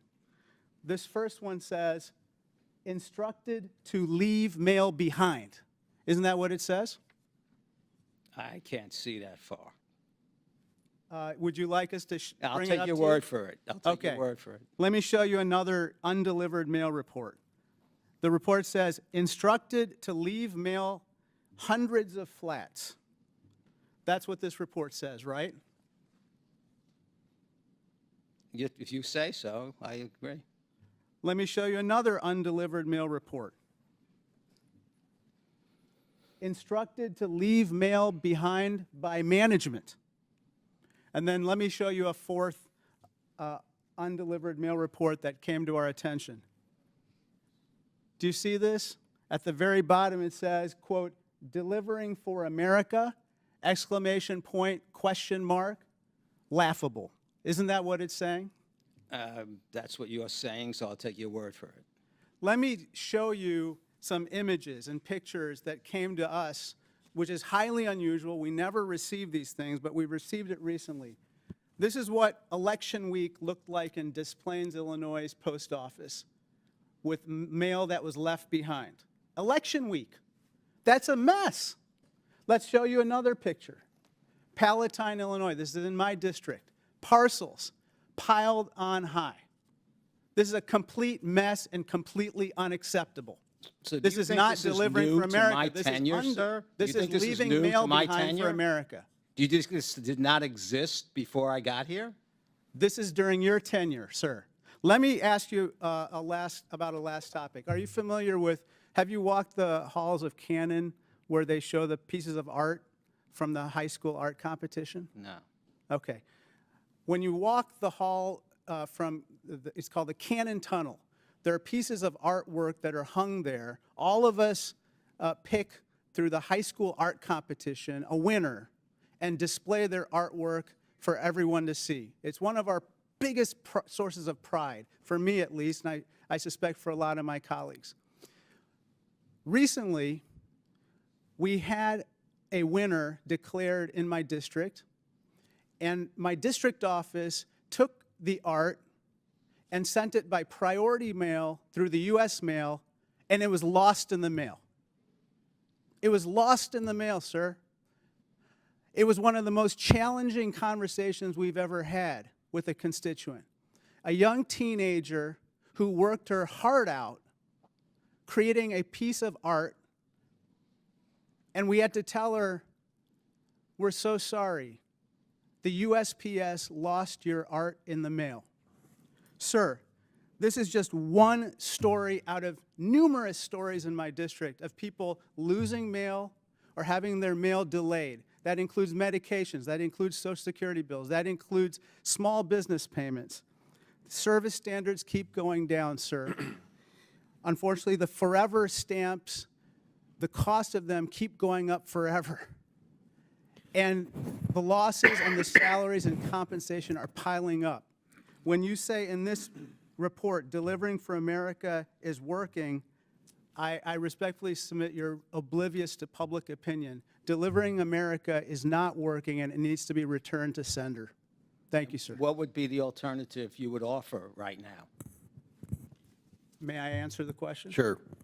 I think you got to live up to the service standards that the American public expects of you. Those are the service standards that you publish, that you keep lowering on this piece of paper here. This is a joke. It says here, pre-sort overnight delivery of first-class flats. The standard is 95% on time for 2024. This year, it's gone to 80%. That is ridiculous. That's not overnight mail anymore. That's kind of overnight. It might be two-night, three-night. It might be never at this point. Those standards would not. That's unacceptable. That is not an accurate comparison. Pre-sort mail is not at 80%. It's right here. Well, I don't know what you got then. Maybe I take back everything I said I agreed to. First-class flats, overnight, 95% is the target on-time delivery for fiscal year 2024. Do you not agree with that? Do you disagree with that? I don't remember. So I'll say okay. Okay. This is your enclosure from this latest report, fiscal year 25 market dominant performance targets. First class mail. I'm gonna let you all iron this out like we did with Ms. Norton. We went gave you 2.5 more minutes. Hold on. Let me just finish my sentence. Finish. This says first class flats overnight target percentage fiscal year 2025, 80%. All right, and you can submit additional questions at the conclusion. Chair recognizes Mr. Perry from Pennsylvania. Thank you, Mr. Chairman. Thank you, ma'am, sir. I'll give you an action item. I know that you got a lot of places, but I got a call from one of my bosses yesterday. He went to the Dairy Street in Harrisburg post office to buy a roll of stamps, 100 stamps. and he was told, we don't have any. Now, that's one of the money-making, I think, portions of your business. I think we can agree. Is that something that's endemic? Is that something that, is that associated with personnel issues, or is you're not able to produce them enough, or is that just a one-off? What do you know about? I mean, I got to answer my boss here. I have not heard that before. So You have or have not? I have not. Okay. So I'll look into Please, it. please check for me. I want to talk to you. I know there's been a lot made of this EV purchase, and according to, I think, the Postal Museum, your current cost for a traditional, what I'll call a traditional vehicle, is $11,651, and the cost for the electric vehicle is $59,000. So that's a $47,000 increase, or at 66,000 vehicles, $125 million. Now, this is probably your opportunity to tell That was the us. cost in 1987 when what- we bought them. Is that, what's that? That was the cost in 1987 when we bought the LLVs. Okay, so that's what the museum says, right? So I'll take your word for it, right? And I'm sure since 1987 it's gone up. My bigger question is this, and this might be your opportunity to be critical of this place, of Congress. I think you stated that the subsidy from the IRA is what makes the cost of the EV, it makes it worth the effort, charging, et cetera, making the change, the additional cost, and so on and so forth. Can you quantify that? What is the subsidy, if you will, provided for each vehicle that the post office procures? Well, I think once in place in our particular route system we have 300,000. Yeah, sir, I get that you've yeah. kind of done the numbers, but So that portends to me that you know the numbers. So what is the subsidy? You've done look, this has been your business even when you were in the private sector to a certain extent, right? So do you have a number? What does that look like? Because with all due respect, I guess, to a certain extent, Congress is either mandating or incentivizing the purchase, but the American people are paying for it, whether they buy stamps or whether they pay their taxes. So I'm trying to discern what that cost is. You gave us money for us to pursue a certain initiative. Yeah. I needed vehicles, right? So we had $1.9 billion. I purchased enough vehicles to deploy an infrastructure for $1.9 billion. Okay, then I had $1.2 billion to offset for vehicles. I used $1.2 billion to neutralize the increase from from gas vehicles on the purchase price to electric vehicles. Sure. That's more or less. I get the point, but look, I didn't run the numbers. I suppose we can. Maybe Ms. Hull can at some point. What I'm trying to see, when you say we gave you, yeah, the United States Congress, the United States government took money away from the American people, who are also, and I'm not saying this is your fault, but they're paying for the post office when they buy stamps and buy service for delivery, so on and so forth. But now they're also paying for this transition, and I'm trying to get you to help me evaluate the worthiness, the additional cost. What is that? What is that additional cost per vehicle? If the Congress wanted us to pursue electrification of our fleet. Say that first part again. If the Congress wanted us to pursue electrification of our fleet, which is why they gave us the money. So let me ask you this, and then. I think we used the money appropriately. Let me ask the question a different way. If Congress hadn't provided the incentive or the mandate or the requirement or whatever you want to call it, would you, as a business manager, have pursued this effort on your own? Would the payback be there? Would the financial, would the numbers support the decision? I would not have pursued it as aggressively and deliberately as we Okay, had. But fair when we enough. came out with the vehicles, we had 10% in electric vehicles. Let me ask you this question, because I'm running out of time here. I think you said at the Senate hearing that 80% of your cost is labor. Does that seem right? 80%? It's 75 to 80%. 75 to 80%. So I don't know what your business model, and I say yours, the post office's business model has lost in revenue over the past 40 years. It's probably pretty high, probably above 50%, right? So you as a former private sector delivery guy, would you, in a business that is losing money at that level, then transition your contract employees to full-time employees with the additional benefits and cost? Would that be something that you would do as a private business? Well, I did it in that, in the circumstances that I was in. There was, I had You did it now, sir, or you did I it then? did it well, I would make the business decisions that I need to make, looking at all the elements I get it. of the situation that I am in. And that is what, in fact, I did. I did not just put 100,000 people on the payroll. I have 20,000 people less than when I walked in the door. I'm burning 45 million hours less than when we got. I understand you have I less have to hire employees, but you have more 200,000 people. full-time employees with all the benefits and the 45,000 people a associated year. costs, and that's the point, sir. What's that? I understand you're trying to manage this, but I don't think in any other industry, look, I ran a business too. When I was hemorrhaging money isn't the time I went out and hired people because I couldn't afford to pay them. With that, Mr. Chairman, I yield. I came here during the pandemic. I need to deliver mail to 167 million addresses. I couldn't hire people. I compete with Amazon, UPS, and FedEx. Right? All of it does. It doesn't reside with me. The place was a mess when I got here. So, sir, if you could enumerate what could be done differently here to help you, that would be helpful to us. I yield. Chair recognizes Ms. Brown.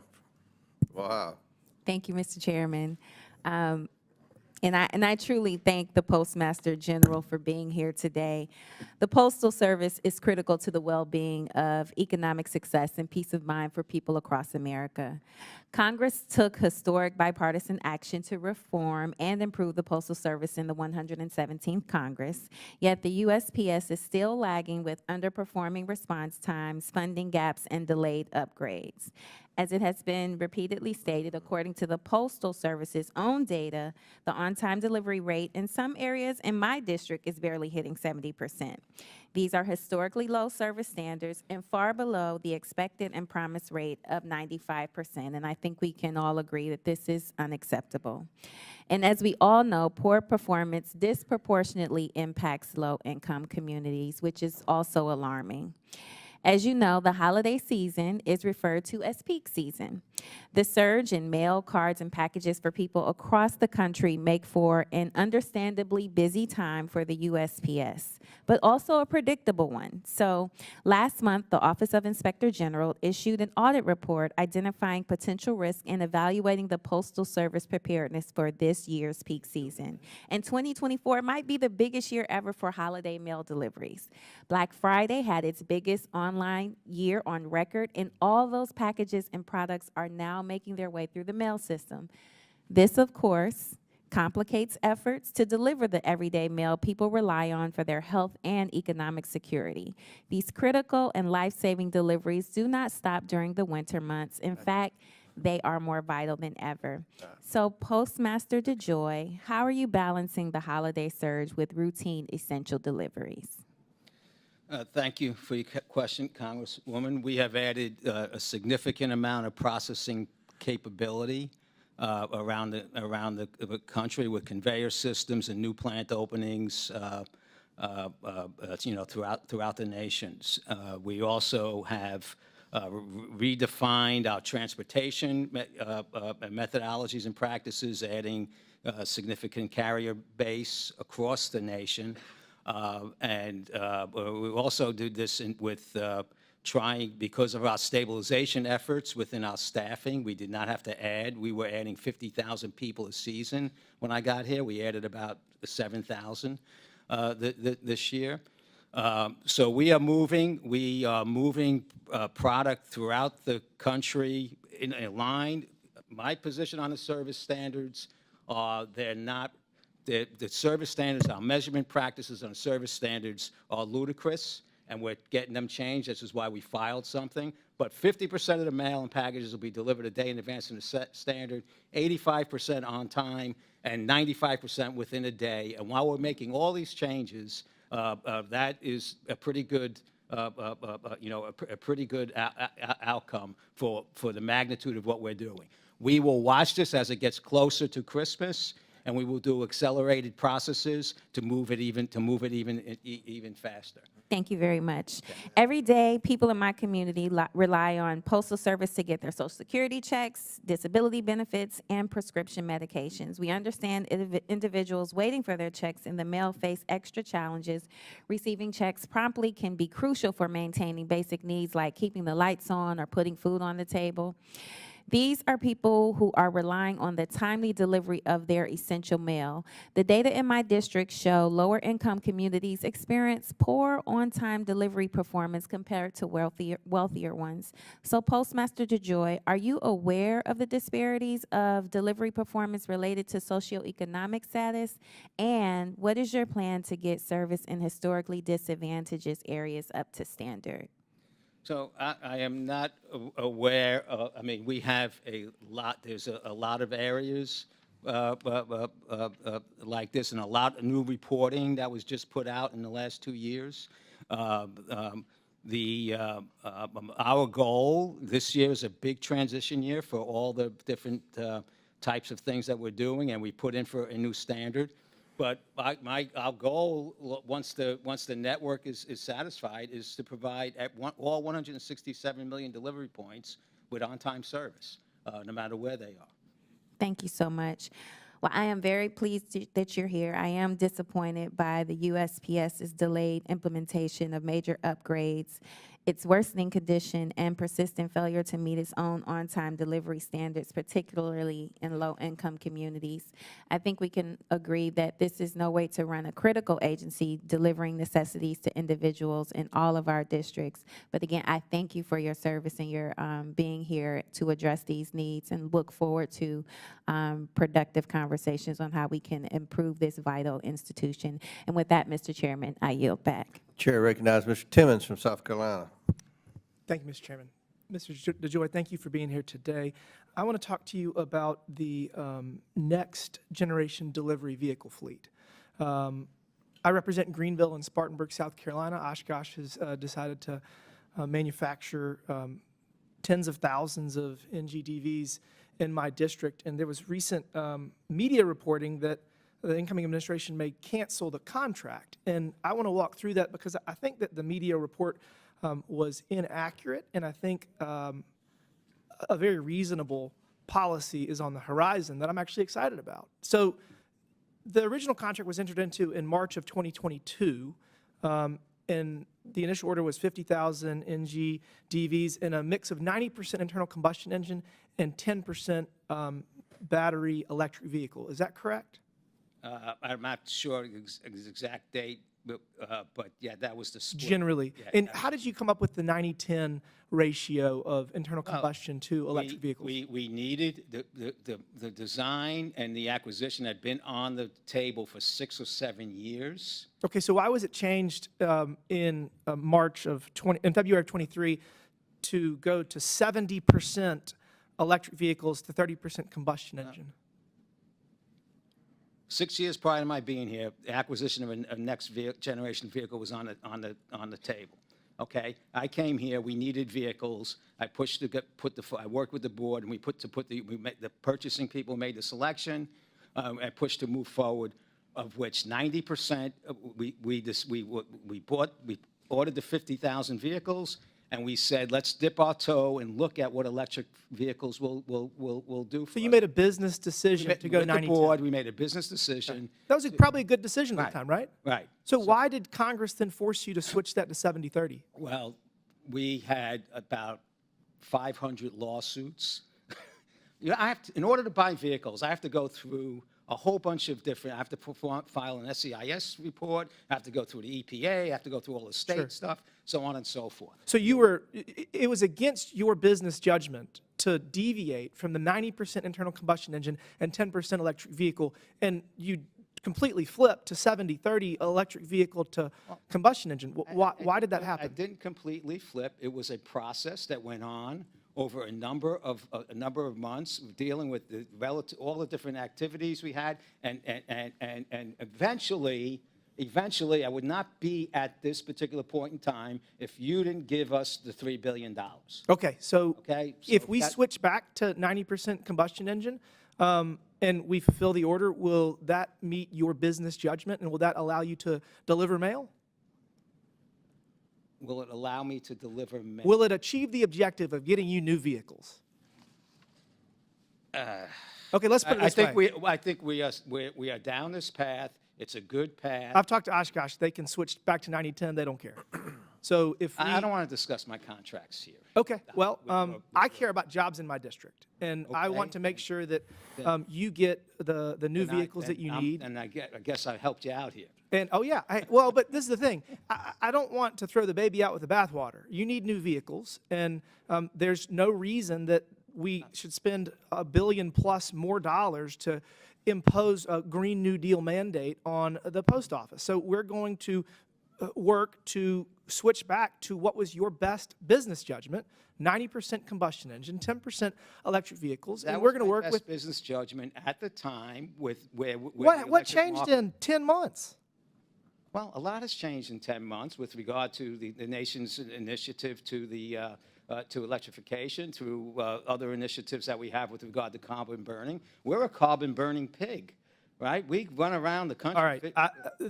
Okay, let's put it this way. If the incoming Trump administration wants to switch back to 90% combustion engines, can they do that through executive action? I have my plan. Then we're proceeding with the plan that we have, unless something. Unless you receive direction from Congress and the executive branch, because you're going to get it. Direction is, I always get direction, right? It has to be legislation. Okay.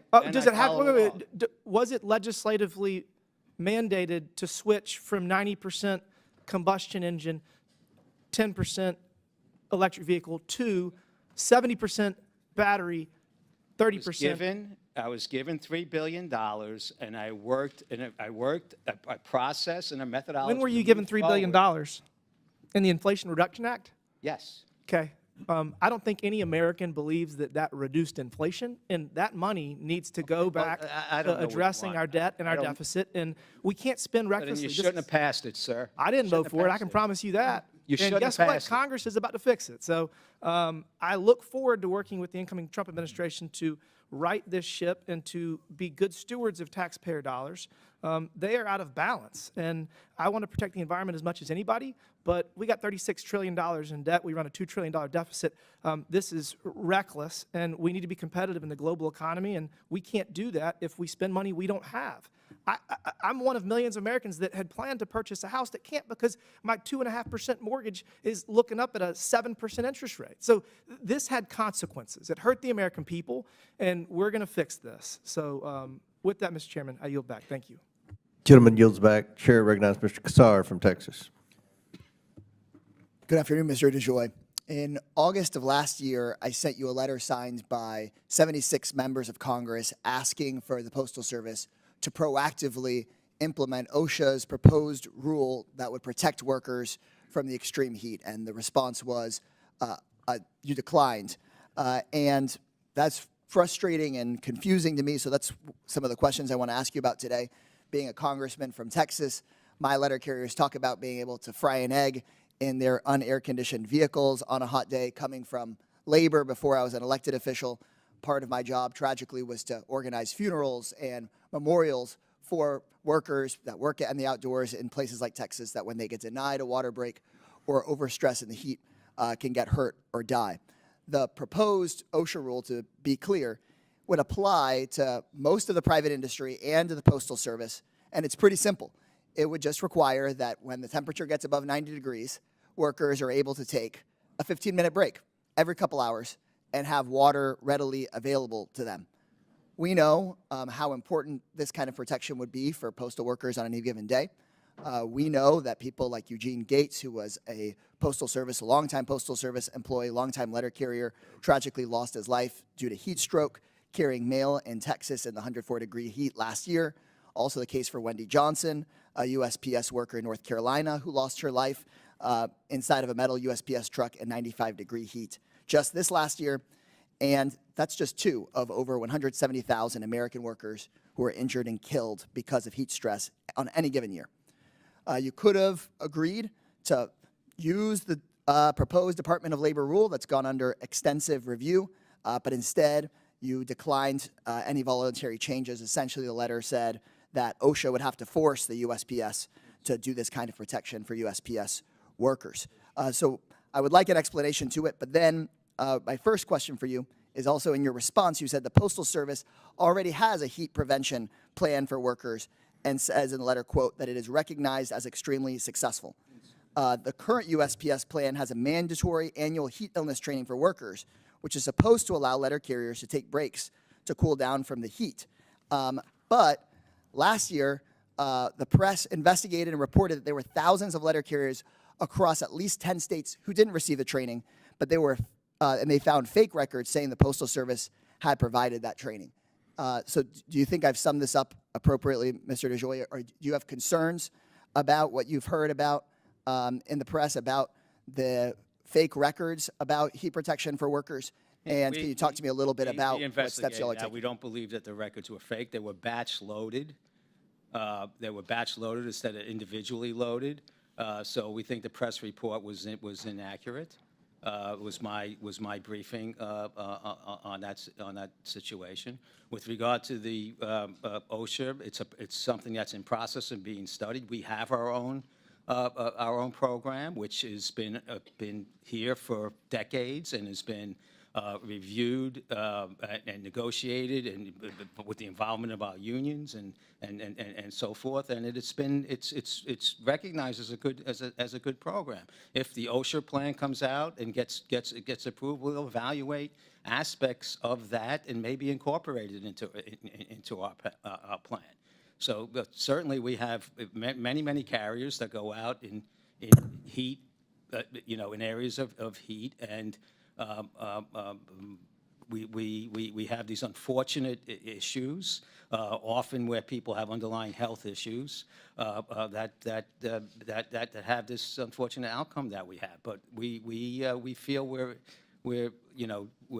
getting new vehicles with air conditioning in them will be a big help. We're pushing to do that. But we'll study the plan. But at the end of the day, we have a lot of things, and a lot of things that have been around for a long time. Understood, Mr. DeJoy. A lot to change. And I think amongst all of those things, we know that the lives and health and safety, including of your employees with underlying health conditions, which of course is so many Americans, should be of tantamount importance. And so whether or not this Politico investigation across multiple states showed falsified heat records or not, I hope that you'll reconsider this decision, because some places in Texas aren't going to get the new vehicles for years. Yeah. And that's if members on the other side of the aisle don't try to defund those vehicles. And so I hope you will take a look, with worsening summers, with 2 of your own employees having died here, that we take this really seriously and you reconsider, because I can tell you right now that if I was sitting on that side of the desk, I would raise my hand and swear an oath that I'd spoken with your own employees who've told me they've been reprimanded for going off route to get a drink of water, that they've gotten in trouble for trying to take a break. And whether or not that's your intention, I hope that you really look into it and do everything you can. I know that it's not your intention, to be clear. I know it's not your intention, but I hope that you do something about it. Honestly, it would really, really make a big difference. Chairman, I yield back. Chair recognizes Mr. Higgins from Louisiana. Thank you, Mr. Chairman. Thank you, Mr. Chairman. Mr. DeJoy, welcome back before Congress. My goodness. Mail delivery, I think all of us should acknowledge, is a very personal thing. And therefore, as representatives of our constituents, we receive, all of us do, 435 offices. We receive the most heartfelt messages from our constituents with very personal interactions with their post office and their mail carrier. And we take those communications seriously. And I have to say, good sir, that you have been strong, man. 4.5 years on a thankless job, appearing before Congress. And attack from both sides of the aisle. I don't know if that's good or bad, but it's certainly consistent when it comes to Mr. DeJoy appearing before committees of Congress in both chambers, the House and the Senate. So referencing my acknowledgement that mail delivery is a very personal interaction with the federal government, would you agree with that, Mr. DeJoy, historically? I think it's, there's a quality auditor at the end of every delivery. Into the mic just a little bit. There's a quality auditor at the end of every delivery, which is your everyone's constituents and my Right, so customers. And I'm just saying that, like, especially for, say, our elders, many of our elders across the country whom we love and respect, their personal interaction with their government that they love every day is commonly limited to how they get their mail and maybe some brief exchange with their carrier. So my father used to say that son, if you take care of the small things in life, you will have established some habits wherein the big things take care of themselves. So I'd like to talk to you about a small issue that I think is reflective of the kind of challenges my colleagues on both sides of the aisle face and on a regular basis for my constituency. I want to hear how you can deal with this. I have a small town of Henderson. It's under 2,000 people in my district, and in October of last year, they lost their contract postal unit, their CPU. So it had been considered the little post office in the town for a long time, but it was actually a private contract with the post office, and the guy retired. So we ended up with about just 50 or 60 addresses with no post box,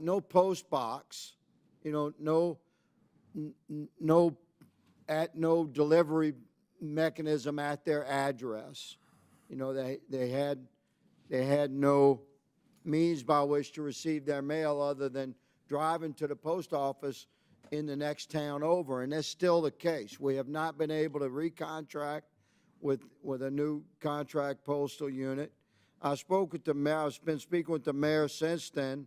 His name is Sherman Collette, a great guy.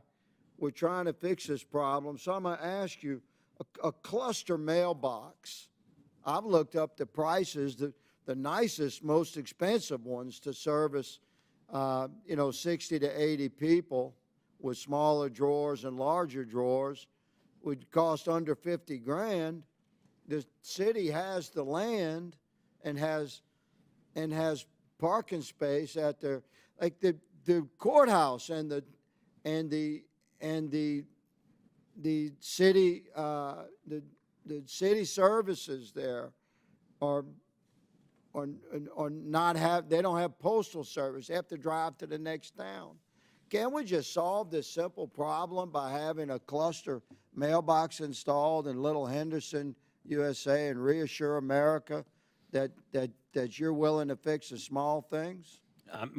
So, Congressman, we have my first, there's a saying, you do first what's necessary, right? And trying to get our internal system of operating and moving mail around the country is the first thing that I've got to work on. We are looking at our whole retail and process, both in terms of large communities and small communities, and how do we address these things. And we have lots of... We have the answers. I mean, but put in a cluster box... Just install a cluster mailbox and deliver it right there at Town Hall. But we don't install cluster boxes. The developers or the cities and so forth, those are the people that do that. And then whether you get mail delivery there is another set of rules that I agree, are quite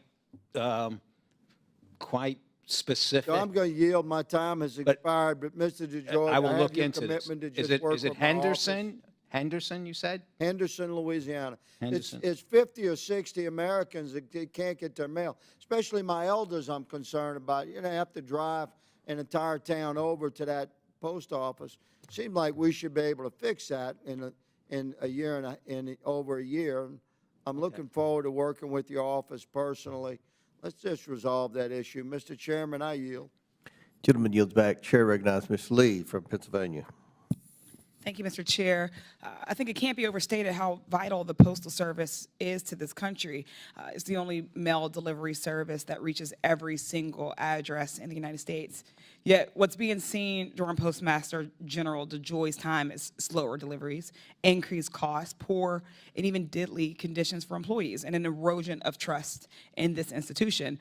From what I'm hearing in my district in Pittsburgh, the Postal Service's unresponsiveness has added to that distress. Just this year, 15 of your employees working in my district reached out to my office with complaints of an abusive and hostile work environment. They came to my team because they had nowhere else to turn to at the Postal Service. They had made their complaints, they'd gone to those above them, and they still got no help. Those workers sent letters to every one of my office locations because they were so used to being ignored and unheard.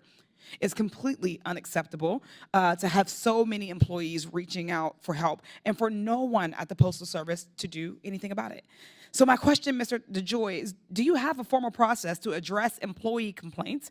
And is it just being ignored, or do you have a way to address these issues? Congressman, we have, the Postal Service has longstanding practices of how to deal with complaints within the organization, going up through my organization, or if there's harassment or other things like you're saying, to go just pick up the phone and call the OIG. So they were ignored. You have the processes, but they were ignored.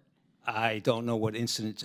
You need to give me more specifics. I doubt that they were ignored. Okay, well, I doubt that any of my constituents made that up, but I will definitely connect our team so that we can get those directly to you. We would actually love the opportunity to do that. Can you commit to improving and creating a process, or outlining us what it is, and actually listen to take action to improve the working conditions of Postal Service employees? I have converted over 100,000 people to full-time positions. I have made the workplaces significantly better in many of our operations. Mr. DeJoy, I'm really sorry, but your employees do not agree. I bet you a bunch of my employees do agree. Well, the ones in my district don't, so I will not speak to ones outside of my district, but the ones that we've spoken to in my district 15 you're talking currently don't. I'm certain that we can get more, and of course, we will direct them right to you. Okay. Thank you so much. Another issue from my district, not of those 15, involves a local tax collector, a job that's an important local government function and relies on timely and accurate mail delivery. Not getting those bills on time or at all can mean late fees or missing out on pay early discounts. One of the problems is mail that's coming back is undeliverable, yet this person didn't get the return to sender until a year later, way past the time needed to catch and fix this issue. So to be clear, something would be mailed out. It would not be returned to sender within a year, so long outside of the window that they could remedy any of the issues for incorrect address or whatever. Can you explain how it would take over a year to receive a return to sender piece of mail? If there are processes that we have that are manual processes that have, tens of millions of pieces of mail going through, and there is a reliability rate that's not 100%. So that could happen, and it can get stuck in a casing or in a mailbox, or in a machine or something like that. Thank you. So this constituent has complained to the Postal Service multiple times about both the return time and the undeliverable addresses themselves. My office has also brought the problem to both the local and federal level Postal Service offices, and it still hasn't improved. The most recent response from the Postal Service is that they consider the problem solved because they no longer received any complaints. Do you know why they aren't receiving the complaints anymore? In order to make a complaint, the constituent has to speak to a manager. Yet every time she goes to the office, no manager can be found. Mr. DeJoy, why is there no follow-up process for customer complaints to make sure a problem has actually been solved? Well, we do have significant follow-up for customer complaints. We have over 3,000 people in our call centers. We have, people within our retail centers, our 31,000 retail centers for methodologies to file complaints. So just to be clear, So is it just a difficult process? And is it intentionally difficult to just pretend that the problems have been solved or don't exist? Because again, they're marking these as no longer being a problem or considered solved because they're no longer able to complain. Well, we do have mistakes made, and we do have people that don't do their jobs effectively, right? But I don't. Yes, I think there are people who maybe don't As does any organization of our Certainly. size. Thank you so much. I reclaiming that time. But I just wanted to say the Postal Service is not going to improve its major problems until they actually listen to their customers and their employees. Right now, it's clear that you're not doing that. It's unacceptable that such a vital part of our country function has become so unreliable and controversial. They need to do better for the American people. I thank you so much for your time, and I yield back. And I disagree with your premise. Gentlelady yields back. I'll recognize myself now for my questions. Postmaster DeJoy, we hear, everybody has ideas on how to make the Postal Service better. My concern, as you know, is the hemorrhaging of cash. As I said in my opening statement, I appreciate the fact that you were willing to take this job on. I appreciate the fact that you have a plan and you're trying to implement that plan. That's what we want. That's what we want with DOGE. That's what the American people want. They want people trying to make government more efficient. I think you're trying to do that. When we talk about efficiency, especially members on this side of the aisle, we think of privatization, and you'll have people say, oh, we should privatize the post office. The problem with that is nobody wants to deliver the mail to every house in America 6 days a week and to operate all those retail postal facilities. There's no private company in the world that wants that. So a lot of my friends in my party need to realize that. There's no private company that wants to do that. But there are private companies that are interested in mail sorting. There are private companies that are interested, which is where I think a lot of the problems are from people on both sides of the aisle. There's issues with mail getting lost and mail, sorting the mail. Are you open to any type of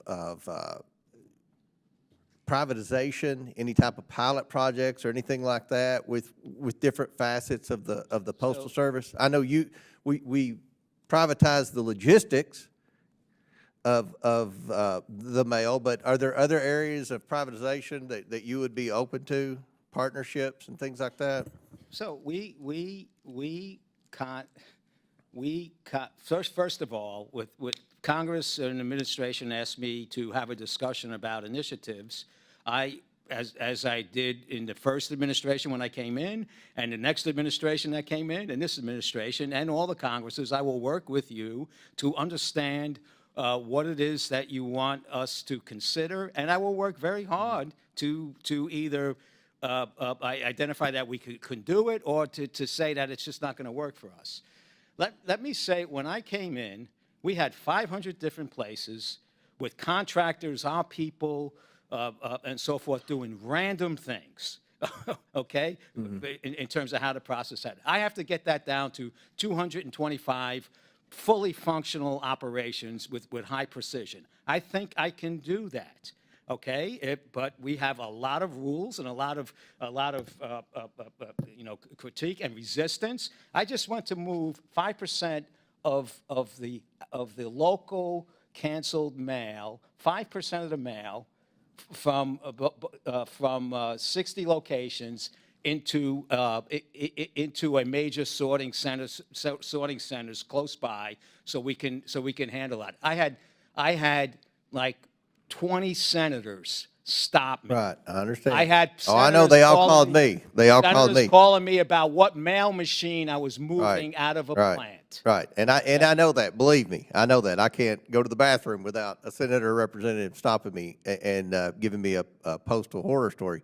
But at the end of where we are now, do you think your reorganization plan's working? Do you think that we're going to improve performance and cut our losses? I mean, the goal of the Postal Service is to break even, and we're not doing that. We no longer have a monopoly. We have an obligation. We have $39 billion. I know as much about it. It costs us $75 billion to deliver it. I have to reduce the $75 billion to 70 or something. I have to grow our package business. I got to move everything together.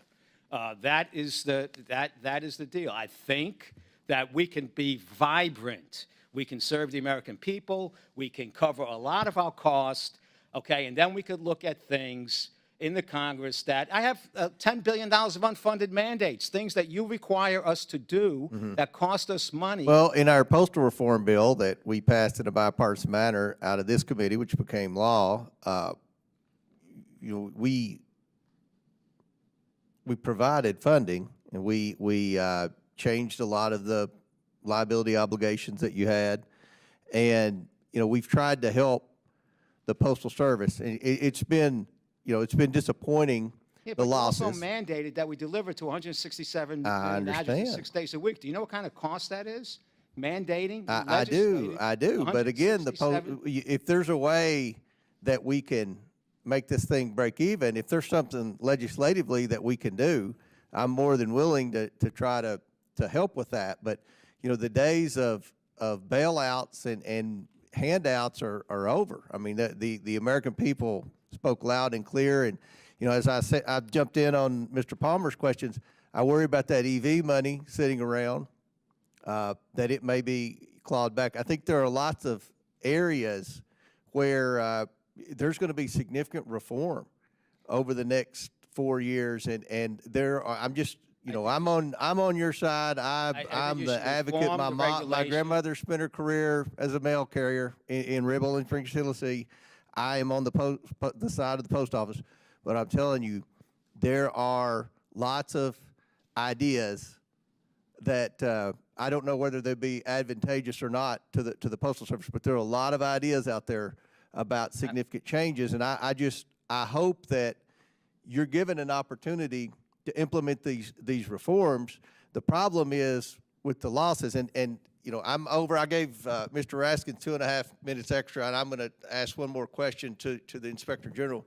Ms. Hull, in light of the losses this year and projected losses next year, does the Office of Inspector General have any ideas or solutions as to how we can limit the losses or even get to the objective of trying to break even? We've done some work, particularly in our research area, where we've identified some of the costly obligations that I spoke of earlier relate to the Postal Service, particularly around the retirement funds in that area. We're also doing some research work that should come out, I think, in the spring or early summer on other posts around the world. The problems the Postal Service has experienced are not specific to the United States. Posts around the world have struggled. Well, with are challenges in postal this rates too cheap? Is that anything that you thought about? I mean, Actually, are they too expensive, and that's limiting the? I mean, these are questions you all right. need to look into if you haven't. Yeah, we did. And if an obligation for retirement, obviously that's a huge expense, a huge liability. Should we be hiring more people at the Postal Service? I mean, are there private sector solutions? These are things the IG's office needs to look at. And again, I'll say this: this committee has jurisdiction over the Inspector General.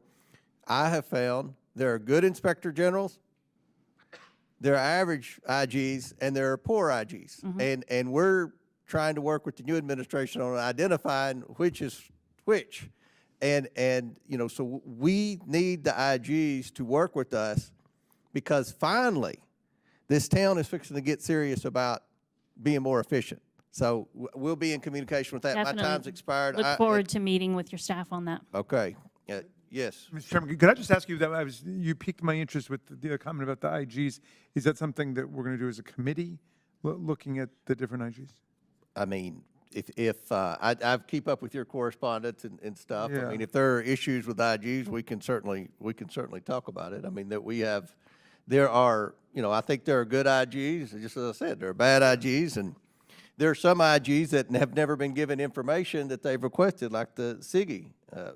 Yeah. Or like the cigar IG. Yeah. Well, I'm delighted to hear it, and I would love to participate in that with you. I know our members are very interested in making sure we get the good ones to stay. All right. Chair recognizes Ms. Presley. Thank you. The United States Postal Service is much more than a delivery system. It is a lifeline. People depend on it for medications, checks, ballots, and much more. But Mr. DeJoy, your leadership has placed this lifeline at risk. Your decisions to diminish services and consolidate processing plants have had devastating impacts on my constituents in the Massachusetts 7th. One constituent from Somerville reports missing checks and legal documents describing how she repeatedly contacted USPS only to have her cases closed with false assurances. I ask unanimous consent to enter into the record this constituent letter from May 2024.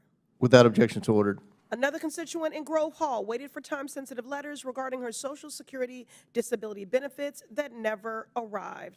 I ask unanimous consent to enter into the record this constituent letter from August 2024. Without objection, so ordered. These are not isolated incidents. More than 80 Roxbury residents signed a letter to my office regarding the understaffed local post office. Here is an excerpt.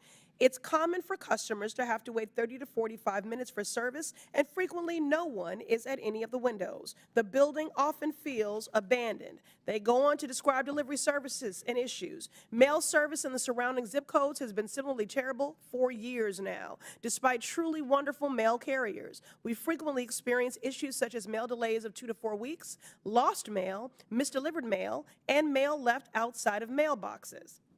One constituent even reported being unable to pay their rent due to the delivery of a late Social Security check. I ask unanimous consent to enter into the record this constituent letter from April 2024. Without objection, so ordered. Mr. DeJoy, maybe if Congress should pass a law that forces you to receive all your income and prescriptions via postal mail, would you think it acceptable to have to wait a month or more to pay your bills or to take your medication, yes or no? Do you think it's acceptable, yes or no? I don't think it's acceptable. Okay, thank you. And I'm just curious, having listened to your testimony earlier today, and since you agree this is not an acceptable cadence of service, what grade would you give yourself? I would give myself an A. Okay, I vigorously disagree with that assessment. I knew you would. I would certainly give you a failing grade. What immediate actions will you take to restore reliable services in communities like Roxbury, Grove Hall, and Hyde Park, and Somerville in my district?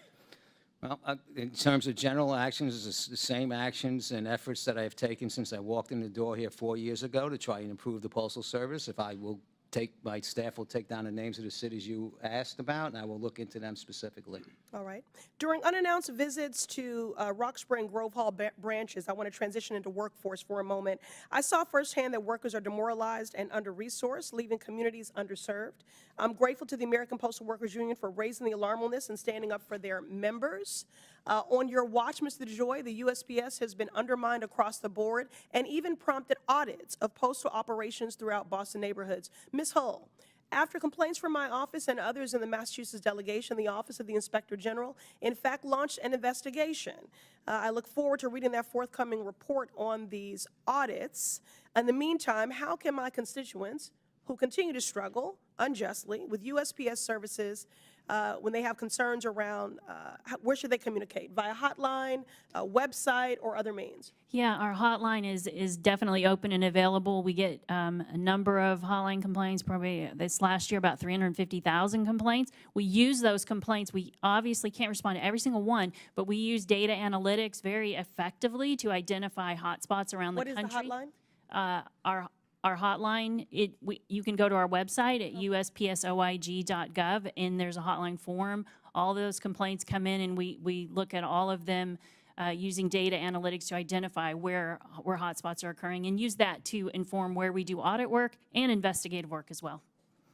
All right, thank you very much. You know, it is, in fact, the collective action of my constituents and those from communities across the Commonwealth of Massachusetts that brought attention to these issues, and I'm proud to stand alongside them. And Mr. DeJoy will keep the pressure up until we see a restoration of equitable, reliable services, because every community deserves exactly that. Thank you, and I yield back. Chair, now recognize Mr. Clyde from Georgia. Thank you very much, Mr. Chairman, and thank you for waving me on. I appreciate that very much.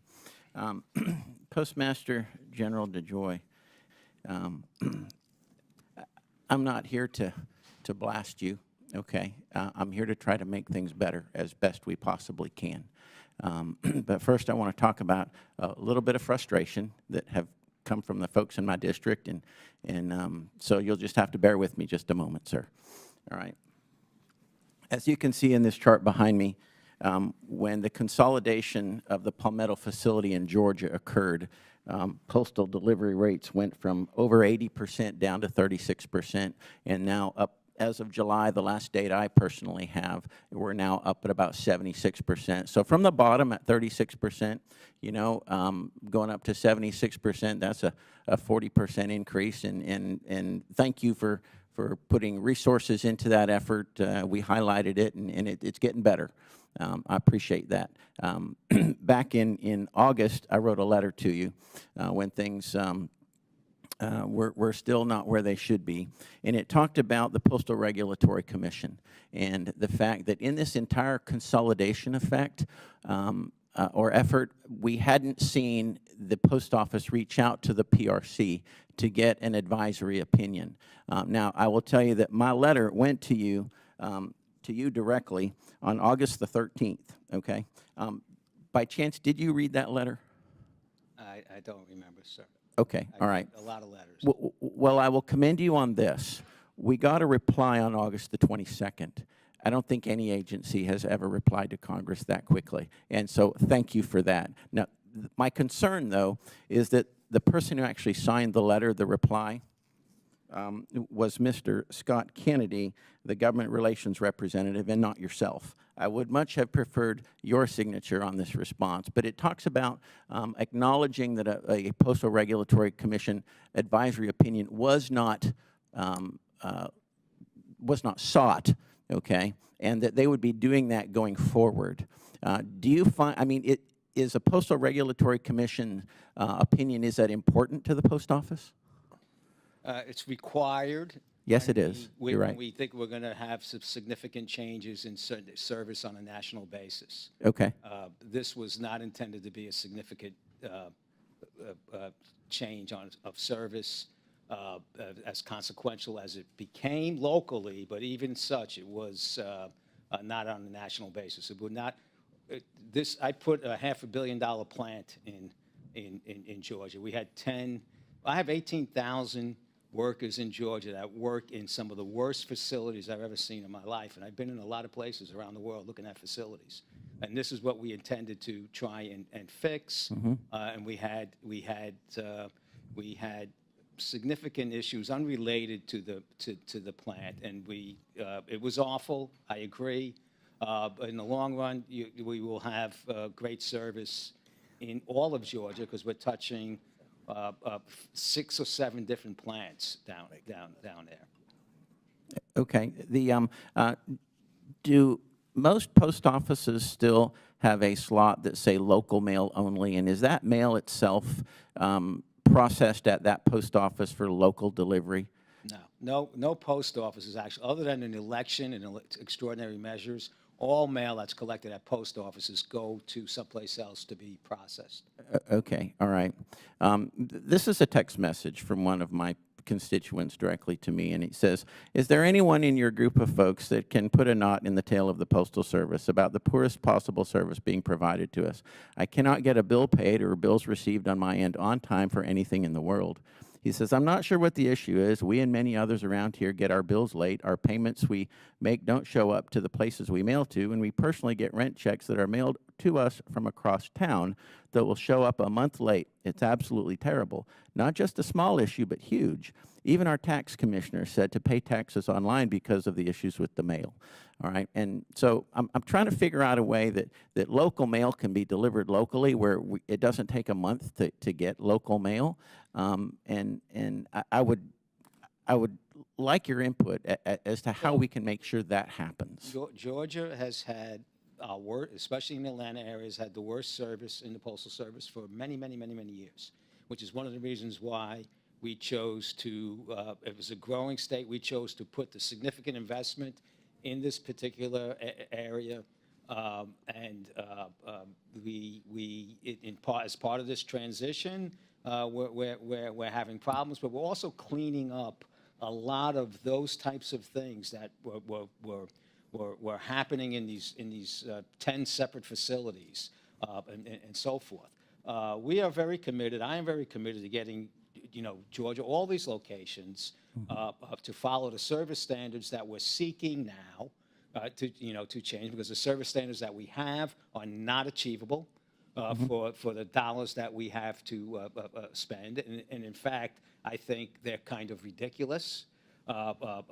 We're making requests that will, and my expectation is that we will have reliable mail service in the area, and we will also have improved retail operations with expanded services in the retail centers that we have, throughout the nation. This is a big makeover, both not only in terms of facilities and infrastructure, in terms of schedules and how we route mail and so forth, and even in the expectations of our people.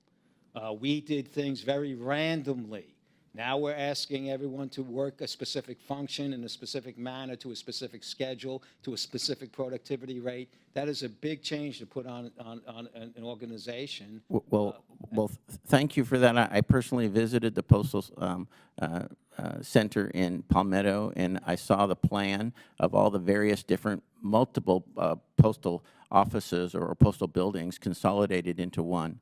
But look forward to working with the Postal Service to make sure that it meets that statutory requirement up here of 93%. Thank you, sir, and I yield back. Gentleman, time's expired. Chair recognizes Ms. Crockett from Texas. Thank you, Mr. Chair. I want to talk about CARS, cons, concepts of a plan, and compensation. I'm going to actually start with the cons. There has been mention of DOGE and how that is going to come into play. And I'm curious to know, just yes or no, Inspector General Hull, quick question. Have you found that if the post office was to cut its workforce by 75%, that would somehow fix all of the problems within the post office? Yes or no? No, we've not done any work in that area like that. Thank you. Postmaster DeJoy, are you anticipating that a 75% cut in your workforce would solve all of the problems of the post office? Yes or no? No. Okay. So it's interesting because my colleagues seem to be so excited because there's a new sheriff in town, and the co-sheriffs of the DOGE committee, more specifically, Mr. Ramaswamy, has actually proposed cutting 75% of our federal workforce to try to rein in some of the spending. Now, I want to talk about CARS because CARS have been discussed a lot as well as it relates to spending. And I want to know from you, Postmaster General, can you tell me approximately what is the lifespan of one of your postal vehicles? So, and I know you have various vehicles, Yeah. so let me just say the letter carrier vehicles that they drive. Letter carriers have a few different vehicles. Commercial off-the-shelf vehicles will last us 6-7 years. Okay. The special purpose built vehicles that we had, the LOVs that we had were supposed to last 20. They wound up we're using them 30. Our new vehicles that we're buying, a special purpose vehicle, we expect to last longer than 20 years or longer. Okay. So as we are comparing the various costs, and there's been a lot of conversation about the fact that there are electric vehicles, and it's my understanding that the electric vehicles are the ones that now have air conditioning, correct? All the vehicles now have air Okay. conditioning, but yes. You know, earlier it was brought up, and the reason that I care so deeply about the vehicle situation is that my constituent, Eugene Gates, was brought up earlier, who lost his life. This was somebody who did not need extra hours of training on how to properly hydrate because this was someone who dedicated almost 40 years of his life to the post office. The reality is that the working conditions were not working. That's just the reality. This is someone who had done this job for so long. And I'm going to be honest, and I know that your office has received letters from us regarding Mr. Gates, but I am concerned, as my colleague, Mr. Kassar, laid out, that we still haven't figured out how to modernize and make sure that the working environment is going to work for our postal employees. So for instance, as you are rolling out these new vehicles, have you decided on a way to prioritize where these vehicles are going to go? And does that overlap with the areas in which we know, say, experience the most extreme heat conditions, such as in places like Texas? Have they been prioritized? Yeah, so we we're not filling the whole need, right? So there is a process of replacement of vehicles that. Let me, and I'm gonna have to cut you because I've got to get to a few more things and I'm running out of time. So I'm just curious, are we prioritizing? Even if it means that you're gonna swap out, let's say the vehicles aren't necessarily up for being swapped out in Texas, but we know that in another area, they don't experience the extreme heat. So we move those vehicles, those areas, and make sure that the vehicles that are going to keep our postal employees safe are put into those areas that they're needed the most. Has that been a consideration? We consider, a lot of the country gets heat, and. I understand. We get extreme heat, is what I'm saying. I will get you the process. I would say that it would not satisfy you to see that just Texas is getting any special difference. We have a bunch of procedures that and plans that strategies that we have to deploy vehicles. Let me get those for you. Okay, I'd appreciate that. Okay. As it relates to delivering for America, it feels as if it's more a concept of a plan than an actual plan because, as you've stated earlier in your testimony, you had projections, and clearly those projections were completely off. But even as I've had my team, as we've sat here, really comb through and make sure that we didn't miss it, delivering for America, correct me if I'm wrong, does it deal with drones at all? No. Okay. So when we're talking about modernizing, do you not believe that it would be incumbent upon your organization to consider something like drones? Because as I've stated before, not only do I currently represent urban Dallas, Texas area, but I lived in East Texas, and I know what it looks like when you're trying to deliver, say, in rural America.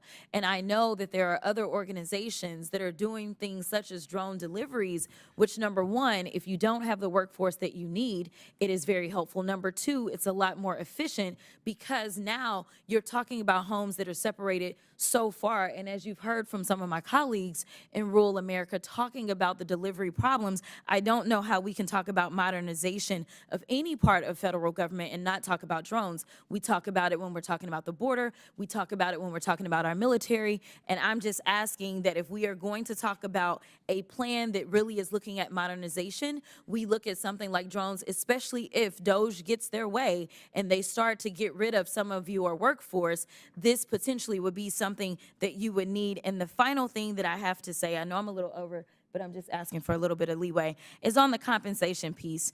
I will be honest with you and tell you that before walking in today, I was completely unaware of the fact that your compensation was so high. All I know is that as it was laid out before, your compensation has gone up approximately 17% since you've been in this post, and you consider yourself to have a grade A. I'm just curious to know, on average, when we look at our postal workers, such as workers like my constituent Eugene, who had been with the post office and literally gave his life of service to the post office, and he had been there for almost 40 years. On average, are we seeing that there's an increase in compensation to the tune of approximately 17% in the same time span as you've been with the post office for the average postal employee? I think that over the last 4 years, and I mean, I don't know that it's a relevant comparison, but I think wages have gone up about 15%. Okay. And my final question, really quickly, is that... Look, I'm sorry, Ms. Crockett, you've gone 2.5 minutes over. We'll let you submit that. Okay. All right, thank you. Chair recognizes Mr. McCormick from Georgia. Thank you, Chair. It's very kind of you to bring me on to this committee today to ask some very tough questions on a tough situation that we have right now. My home state is Georgia, last in services rendered right now. I know you know that we dropped below 40% on time, and we're now up to 75%, which is kind of an achievement, but nowhere close to where we need to be. My personal experience in the last year is I had 2 certified letters, one to me from my tax returns from 2 miles away, certified, that took 4 months and a congressional inquiry to make it to my house. 4 months, certified. The other one, I sent a letter to approximately 11 miles away to an address I've sent plenty of things to. I certified it because I was worried about it. Worried about it because that is a check made out to somebody else certified.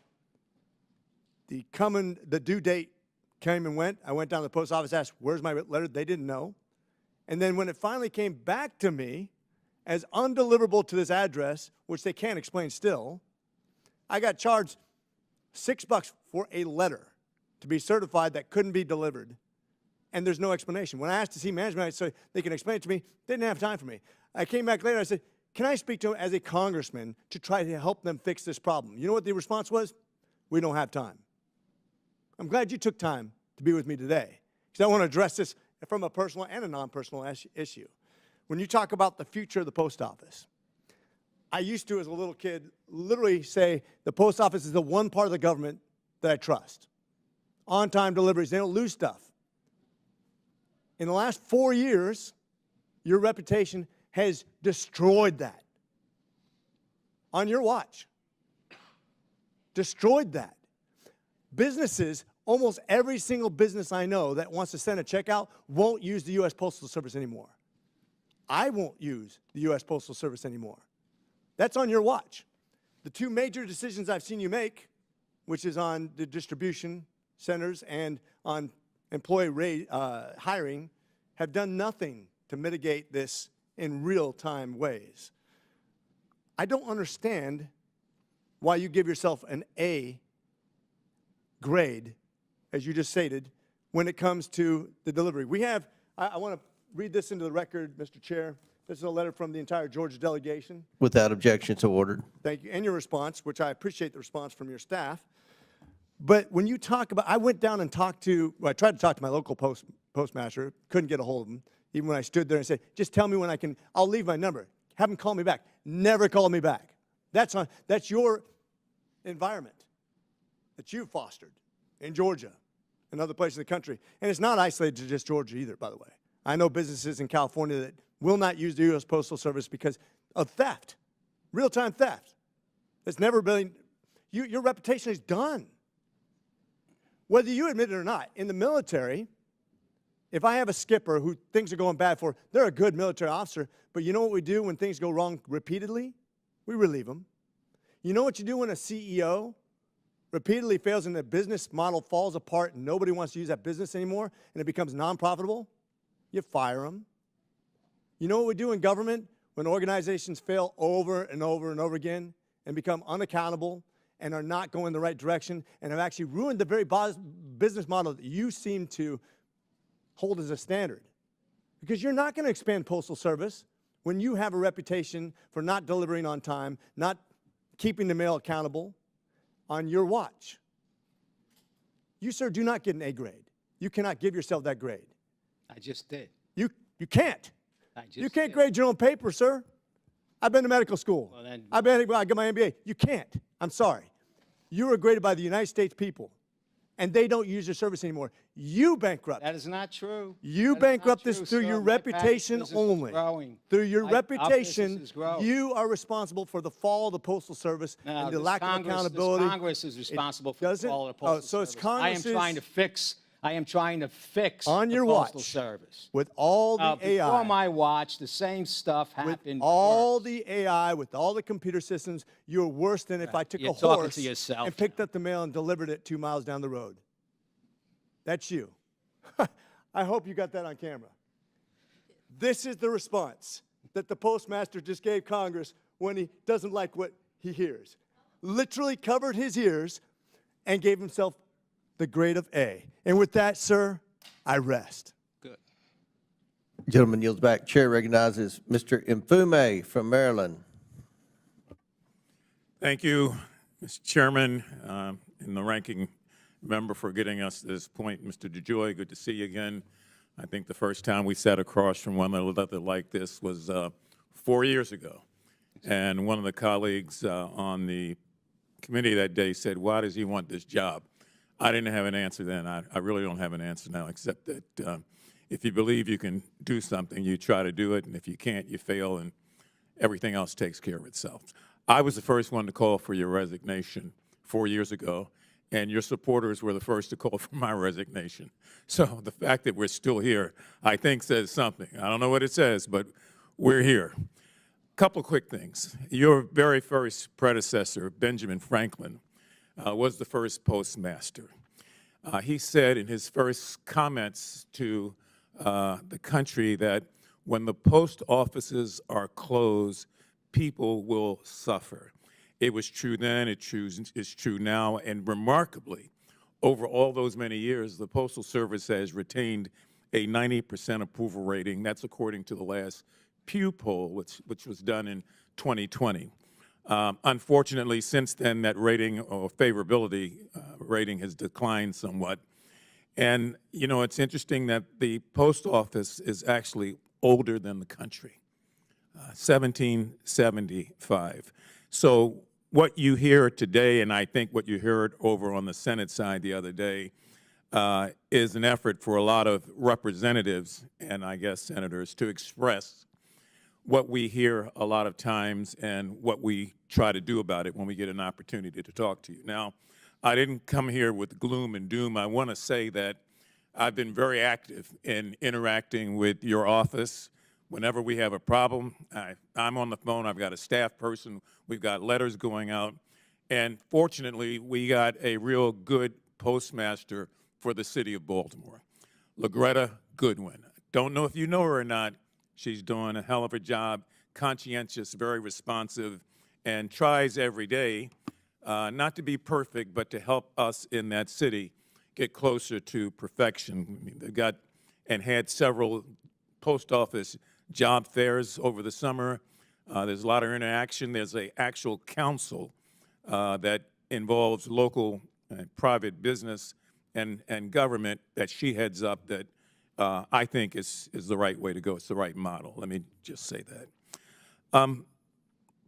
One thing that I want to talk about that I absolutely support, and then I've got several questions that I'm going to ask that you find a way to have someone on your staff to get back to me about, because there's not enough time in these short windows to answer difficult questions. But I want to make sure that I'm on the record again that I support the conversion to electronic vehicles. I mean, we've got 230,000 postal vehicles. And I believe, because of the carbon footprint that those vehicles alone are responsible for, that we have an obligation as a government to try to find a way to reduce emissions. Now, I don't force that on anybody. I think the government is wrong when it mandates that you, him, and her, as consumers, have to buy electronic vehicles. I would never do that. But the government is a consumer. So yes, I think the government has a larger responsibility, which is why that $3 billion was included in the Inflation Reduction Act, so that you would have the money to be able to start the conversions. And whether it's 90% or 70%, as was argued earlier, I think that's up to you with the direction of Congress. And one of the things you didn't say was that you started out the way we mandated, and then we said, no, change this, and how come you're not doing that? So there's a lot of finger pointing going around. I just want, for the record, to know that these vehicles are important, and I don't know how you undo contracts. I wouldn't want to be in your position where you've let so many contracts and now people are telling you to go and change those. If you, sir, could do me a favor and get back to me on 3 issues that, as I said, we don't have time for now, unfortunately. Robberies. I am so sick and tired of postal delivery persons being robbed at gunpoint and knife point, being chased with bats, because we've got fools and clowns out here who are breaking the law, who want the arrow key, because they know if they get the arrow key, they can open all these multi-boxes and they can steal. They steal from the poor, they go to high-end communities, they steal, and they have no concern for the life or the safety of those postal delivery persons, men and women that have been beat up and assaulted across this country. And what concerns me is that it's increasing. I'm also concerned about the increase in the forever stamp, because that stamp started out as a way of people to be able to save money. You purchase at this price, it's good forever, and you are free of the price increases that tend to come about in the interim. So it's very concerning, particularly since we've had 6 increases in 2 years.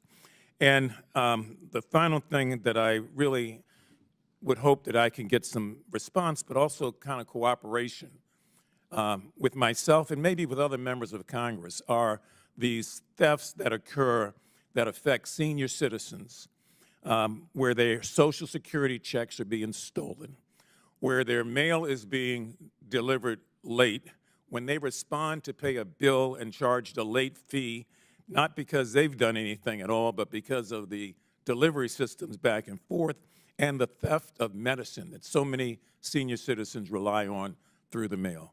Those are important issues that I would like to believe affect all of us. I know they're on your desk. Your staff has been fortunate in I think, finding a way to get back to myself and others with at least some semblance of what's going on. And so all that you hear today being expressed from all of us is a lot of frustration, but there are things that are to be pointed to, as I did a moment ago, that where there is progress, that progress ought to be highlighted. So I don't know if we'll see each other 4 years again from now, sitting across like this, or if that things may have changed. But I do want to thank you for coming here, and I get back to that original question, why does he want this job? Because I remembered what it was like 4 years ago when you walked in the door, and you're going to catch hell because you're not God and you can't fix everything overnight. But understand that the frustrations are real frustrations from the people on this committee, Democrats and Republicans, who want to get back to that 90% approval rating when Americans trusted the Postal Service more than any other fixture of government. I yield back, Mr. Chairman. Thank you for the time. Chair recognizes Mr. Langworthy from New York. Thank you very much, Mr. Chairman. Mr. DeJoy, I spoke with the USPS in January of this year and wrote a letter to you in February expressing serious concerns with the transfer of mail operations from the Buffalo Processing and Distribution Center to the Northwest Rochester Processing and Distribution Center. My constituents and I shared serious concerns about USPS's claims that these operational changes will enhance on-time delivery rates and reduce delivery times. Simply put, forcing mail sent to and from addresses in Buffalo, New York to be processed through the Rochester Processing and Distribution Center over an hour and a half away introduces numerous opportunities for delay. As expected, your test sites in Atlanta, in Houston, Richmond, Virginia, they all reported delays, with USPS attributing them to bad weather and other factors. Mr. DeJoy, Western New York is no stranger to severe weather, especially in our winter months, as we're experiencing now, which frequently disrupts travel. Just last week, a snowstorm shut down parts of the New York State Thruway and led to travel bans and advisories throughout Erie and Chautauqua counties. My constituents are rightfully worried that under your modernization plan, they will not receive their critical medications, their important packages, or even bills on time. So, Mr. DeJoy, considering the frequent severe weather disruptions in regions like Western New York, what specific changes or improvements are you planning to implement under your modernization plan to ensure timely mail delivery, especially during adverse weather conditions? So, with regard to the transfer of the mail processing, the outgoing mail processing from Buffalo to Rochester, that was a totally different process that went on in Richmond and Atlanta. Atlanta and Richmond were completely built new plants and a consolidation of a bunch of local operations. We have since announcing that looked at the whole. There was like 60 plants that were in this cancellation, moving of canceling outgoing mail. We have gone about it a different way now and filed a 3661 to deal with the mail differently. In some of these plants, we're not going to move the original cancellation, and Buffalo happens to be one of them. So that mail will stay in Buffalo, and we're going to deploy other practices to aggregate and consolidate mail, outgoing mail So you will still receive that local turnaround cancellation. Yeah, I am grateful that that plan was scrapped, but it was of great concern. My constituents aren't just worried about the absurdity of local mail traveling hundreds of miles to reach a destination perhaps 2 miles away. They're also alarmed by your plan to outfit the Postal Service's fleet of electric vehicles. Mr. DeJoy, this may not be an electric vehicle hearing, but let's be clear. Sending electric mail delivery vehicles to rural communities, which I represent, in the dead of winter is a disaster waiting to happen. You're going to leave my constituents stranded without their mail when these vehicles break down in freezing temperatures, and worse, you'll end up spending more on gas-powered rescue vehicles to save them. So nevertheless, the Post Office received federal funding for electric vehicles in charging stations through the Inflation Reduction Act. Do you plan to maintain a fleet of gasoline-powered vehicles to service rural routes? We have extensive studies with regard to the temperature deviations that we can withstand. And there's a relatively small portion of our routes, I think 20% or less, that we would not put these vehicles in.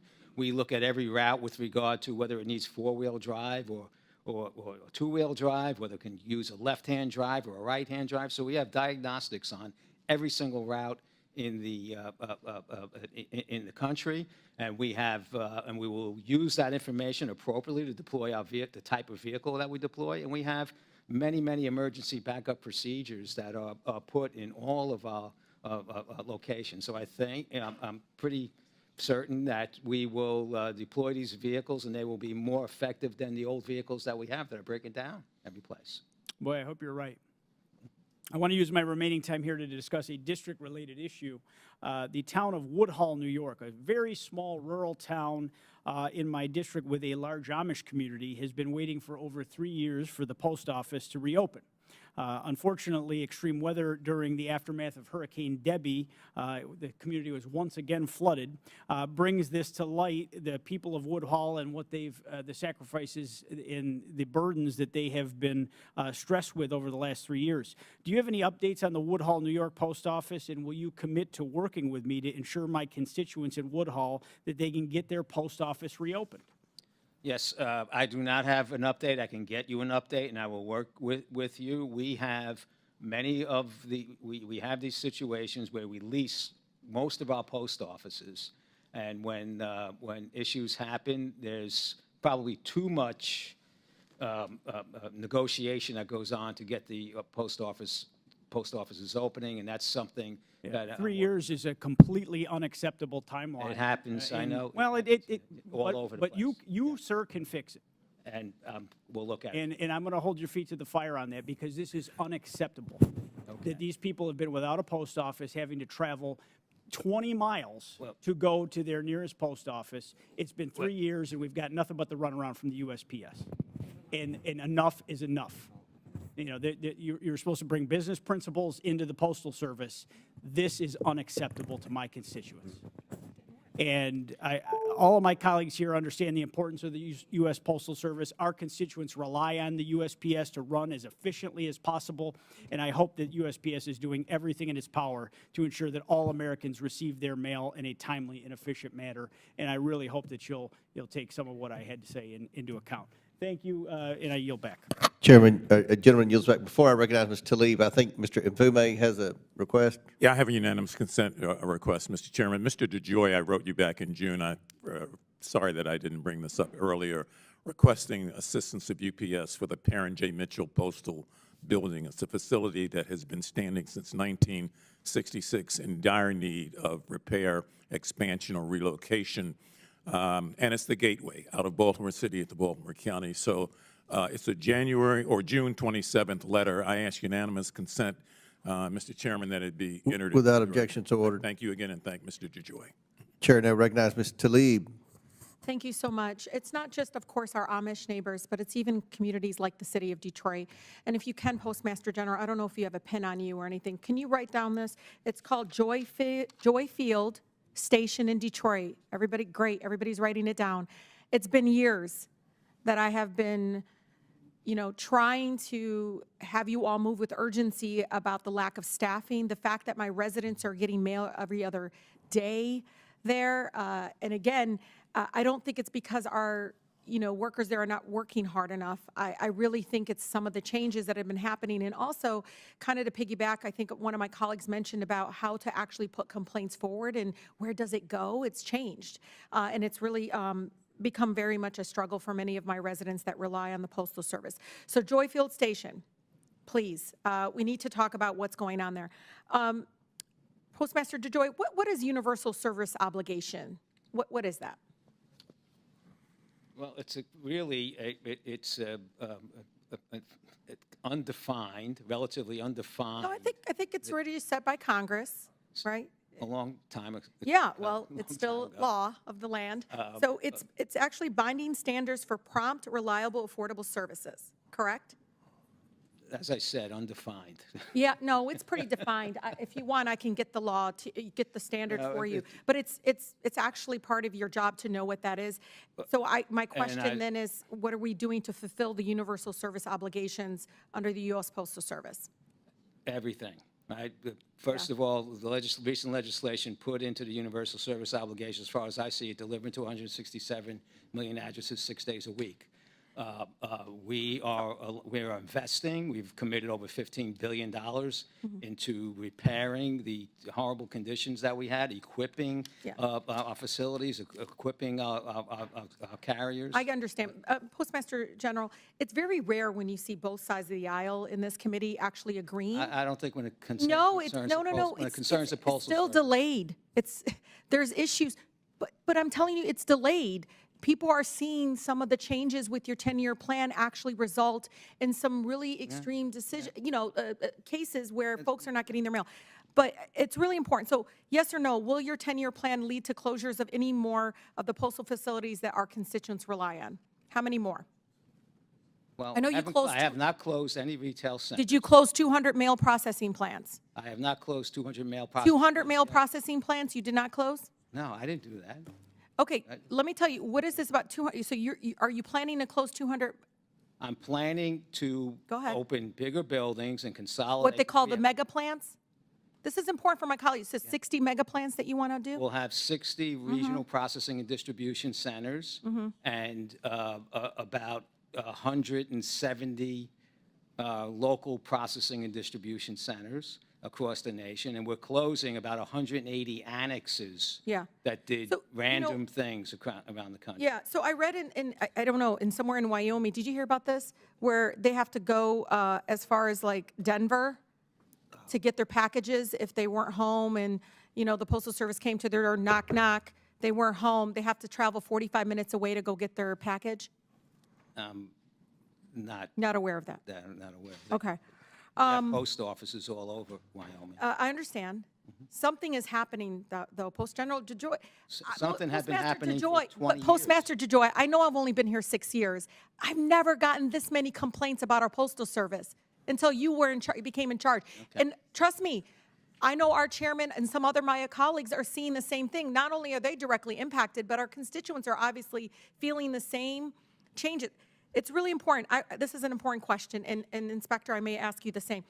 Can you tell me the total cost of non-compliance with the American Postal Workers and Letter Carriers Union contracts? How much has it cost us in some of the non-compliance actions? More than it should have, but that's been going How on much? for a long. I don't know off the top of my head. This is Oversight Committee. You got to be. How much? Do you know, Inspector? How much did it cost us, that Postmaster DeJoy's leadership, in non-compliance in union contracts? I don't know the answer to that, but we are going to be doing an audit into that area upcoming this year. What is it, like 5 million? What is it? It's in the millions. It's in the millions? But it's been in the millions for a long time. DeJoy, at the beginning, the postal workers were like, okay, we see what you're going to try to do with this 10-year plan, yes or no? And then they changed their mind because they said, they're not in support of you. I don't know what you were saying. They actually passed a resolution calling for your resignation. Did you know that? When? The American Postal Workers, if I may submit it for the record, Mr. Chair, AFPWU, American Postal Workers Union Convention, adopts a resolution to remove Postmaster General DeJoy, September 16, 2022. Would you like me to get you the resolution, Mr.? I don't think they renewed that request in their last Can I Can I send you this? You can send it to me. I'm Who aware do you of- think many I- of us are talking to? I- We're talking to the workers. We're talking to our neighbors. And I've talked to the workers also. Yeah, they said, quote, because of delayed mail and undermined public confidence in the Postal Service, verbatim from that resolution. Postmaster DeJoy, you don't I have have, 7 unions. I understand that. That was one. But Postmaster DeJoy, we're not making this up. You're making it out like members of Congress. There's too many of us that Well, are telling you I'm the not- same I'm not thing. saying that And you're making honestly, it up, it's but I'm not saying how political because relevant it guess what? Both Republicans and Democrats are giving you the same stories. Well, I say Republicans and Democrats are significantly responsible for the condition of the United States Postal Service when I arrived here. Well, maybe These- it's because these you things have don't been know the manifesting answer. themselves over the Maybe last it's 20 because you years. don't know the answers. We're asking you questions. You don't even know how much in 2024 through the grievance abrasion tracking system. How many complaints have you had in the grievance tracking system? How many? Really important to know. Like how many grievances have been filed under your labor leadership? Department. I interact with my unions all the time. But you can't say they're in support of you. You don't even know how many grievances were filed. I'll leave it at this because you Well, thank you, Mr. Chair, for being generous at grievances this that time. file have I to do called for with- this hearing, and I told the chairman, this is one area that impacts all of our districts, every corner of our country. Every part of our country is impacted by this, literally, the Postal Service. We got to do better. You are a public servant. You're not in the private sector anymore, Postmaster aware of DeJoy. You have a higher standard. The public relies on you making the right decision. And please, for the love of God, They do you. for the love of God, put the universal service obligations in your office. Print it out. That is literally supposed to be your guidance to the standard. Thank you. I yield. Gentlelady yields. Chair recognizes Mr. Frost. Thank you so much, Mr. Chair. Mr. DeJoy, as I'm sure you know, I want to talk about cluster boxes. Cluster boxes, they resemble P.O. boxes at our local post office. Sometimes we see apartment complexes use them, where I live uses them as well. I know that USPS sometimes encourages communities to install cluster boxes. Mr. DeJoy, can you tell me more about how you decide when you encourage a community to use cluster boxes? What factors are considered? Does the recommendation just go through you or the local postmaster? Can you talk a little bit about that? No, so rules were established, I think, 15 years ago with regard to home delivery, that any new developments, and that's a wishy-washy definition as to what a new development is, because of we often get into conflicts with an expansion of an old development, whether it's a new development or not, that we would not be going to the doorstep. We would put cluster boxes in, that there'd be a requirement that the developer put the cluster box in for the new developments. And that's been an organizational business rule for at least 15 years, I believe. Thank you. Ms. Hull, your office helps to make sure USPS is doing its job properly. Have y'all provided any kind of oversight, or do you know of any oversight that happens with the cluster boxes and the requests that go to communities on these? We have not done that in a while, I don't believe. We've done some work probably 5-6 years ago in that area, but I don't know that we've done anything really recently. I think it would be good to look into this, especially looking at patterns. The reason I ask is I have 2 communities in my district, Richmond Heights and Carver Shores. These neighborhoods have virtually no apartment complexes, yet they are being asked to consider cluster boxes. My neighbors in Central Florida and myself were concerned that the more wealthy suburbs of my district that are also spread out are not being asked to consider cluster boxes. And I bet you can guess what the demographic is of these 2 neighborhoods. These are predominantly black neighborhoods in my district.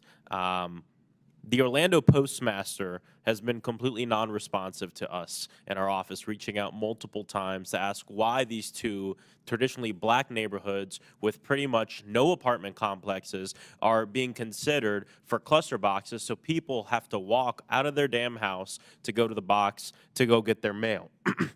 I think we need to get together and talk about it. Obviously we can't get a meeting with the Orlando postmaster, so I want to ask both of you if you can commit to meeting with me on cluster boxes. Sure, we're happy to. You too. Mr. She DeJoy? said we. We're Oh, we? Okay. All right. Well, she speaks for you there. All right. Myself. That's why I didn't answer. Yes or no, Mr. DeJoy? Can we meet? Okay. I think we need to get together on this because it's important. The USPS is supposed to be delivering for America, and I want to make sure we're thinking about people like Richmond Heights and Carver Shores. I want to turn to delivery for rural communities. I have a community, unincorporated community of Bithlo in my district. As I understand it, the standard operating procedure is for mobile home communities is to either have a park office or manager distribute the mail to residents if there are not proper mailing addresses or clear delivery points. Ms. Hull, in 2022, your office looked into undelivered and partial routes. Mr. Chairman, I'd like to offer for the record the report titled Delivery Operations, Undelivered and Partially Delivered Routes. Without objection, so ordered. The report revealed issues with a lack of internal data collection and concluded that, quote, the actual number of undelivered and partially delivered routes is unknown, end quote. USPS agreed to improve on this by May 15th of next year. So, Ms. Hull, I do think this could be implemented earlier, needs to be. Could you share a little bit about how these target dates were chosen? Yeah, initially, I think there was some disagreement with us on a recommendation that we made as it related to those undelivered routes. And so I think we went through what we call the audit resolution process, accelerated up the chain. We got to agreement, but it took a while to get there. And so I think that's why there was a delay in the actual implementation date. I do want to commit to you, though, that we're going to follow up on that once that action is taken, because clearly the Postal Service intends to deliver mail to every house every day. You've heard the Postmaster General express that today. And it's very concerning to us when deliveries are not made, when actual delivery points are not serviced in that way.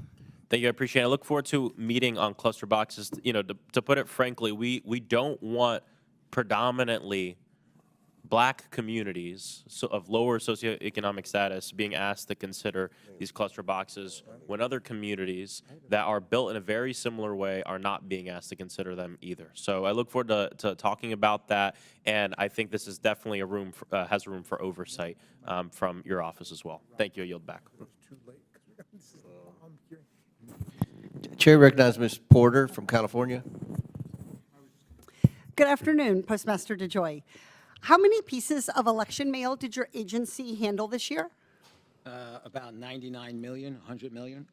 99 million? Okay, and Republicans, Democrats, Independents, we are all seeing people use mail-in ballots, and they all deserve peace of mind that their ballots got delivered safely and quickly. What percentage of ballots did the Postal Service deliver within 3 days this election cycle? From voters to, excuse me. Are you asking me from voters to election officials? Yes. Like 99.5%. Yeah, so we have something like 97.7, so we're in agreement that it's a really, really high number. You did a terrific job. It's impressive. I will not say anything, well, I will go ahead and say the cringe thing, mission accomplished. But here's the fine print. The Postal Service, to do that, had to do a lot of extra work. So can you say more about what kind of extraordinary measures the Postal Service had to take to deal with that influx of election mail, ballot mail, and to get them delivered on time? Yeah. So thank you for the question. I mean, basically, first to put it into perspective, we could be 99.5% on time and accurate. That still leaves that 0.5%, which could be 10,000 ballots, which is a huge issue in elections. So we, the last couple of days, last week, 10 days before the election, we deploy extraordinary measures, which means a whole bunch of extra transportation between the plants. It means, inspections throughout our facility. We work very closely with the Inspector General's team that's out there, constant meetings and review of everything everything's going on. And then when we get down to the post office, we actually never send the mail back to the plant. So we did about 2.5 million ballots where it came into the post office, got delivered, we hand stamped it there, and then sent it right back out. So it was delivered within less than a day. That is very non-standard process. That's very expensive. and it's very nerve-wracking. Yes. So what would make your job and the job of the hardworking people who work at the Postal Service, what would make it easier? How about a standard ballot box? Yes. Say it again for everybody in the back. How about a standard ballot envelope with a barcode on it? A standard ballot up with envelope. that? So one of the things those envelopes would have would be a USPS compliant barcode, which would make it easier and more quickly could scan all that. Having it clearly demarcated as a ballot, as official election mail, making sure the envelopes are not weird sizes, that the font isn't weird. All of those things slow down and add to the Postal Service burden. You have clearly are aware, Postmaster DeJoy, of my bill called the Vote by Mail Tracking Act. It passed out of this committee unanimously. It passed the House. It is now awaiting consideration in the Senate. And it's a bipartisan bill to make sure that all ballot envelopes meet these benchmarks. These design elements would really, really help make sure that we can get the election mail delivered efficiently and quickly. You support this bill? Yes, we provided the technical assistance in the design of the envelope and so forth, and we would support it. We think it's Yeah, so I really want to push the Senate to act on this bill in the remaining time. We do not need to put our Postal Service and let them, you guys are good for all weather, but we don't need you to weather this. There are over 8,000 different election officials doing different things with ballots and with envelopes. This would focus on the envelope while still allowing local ballots to be as they need to be. Senators need to hear from Americans that they want their ballots delivered quickly and that they stand with USPS in making it happen. So please let the senators hear you on this bill. In closing, Postmaster DeJoy, I just want to reinforce to you how strongly I support your efforts to make sure the U.S.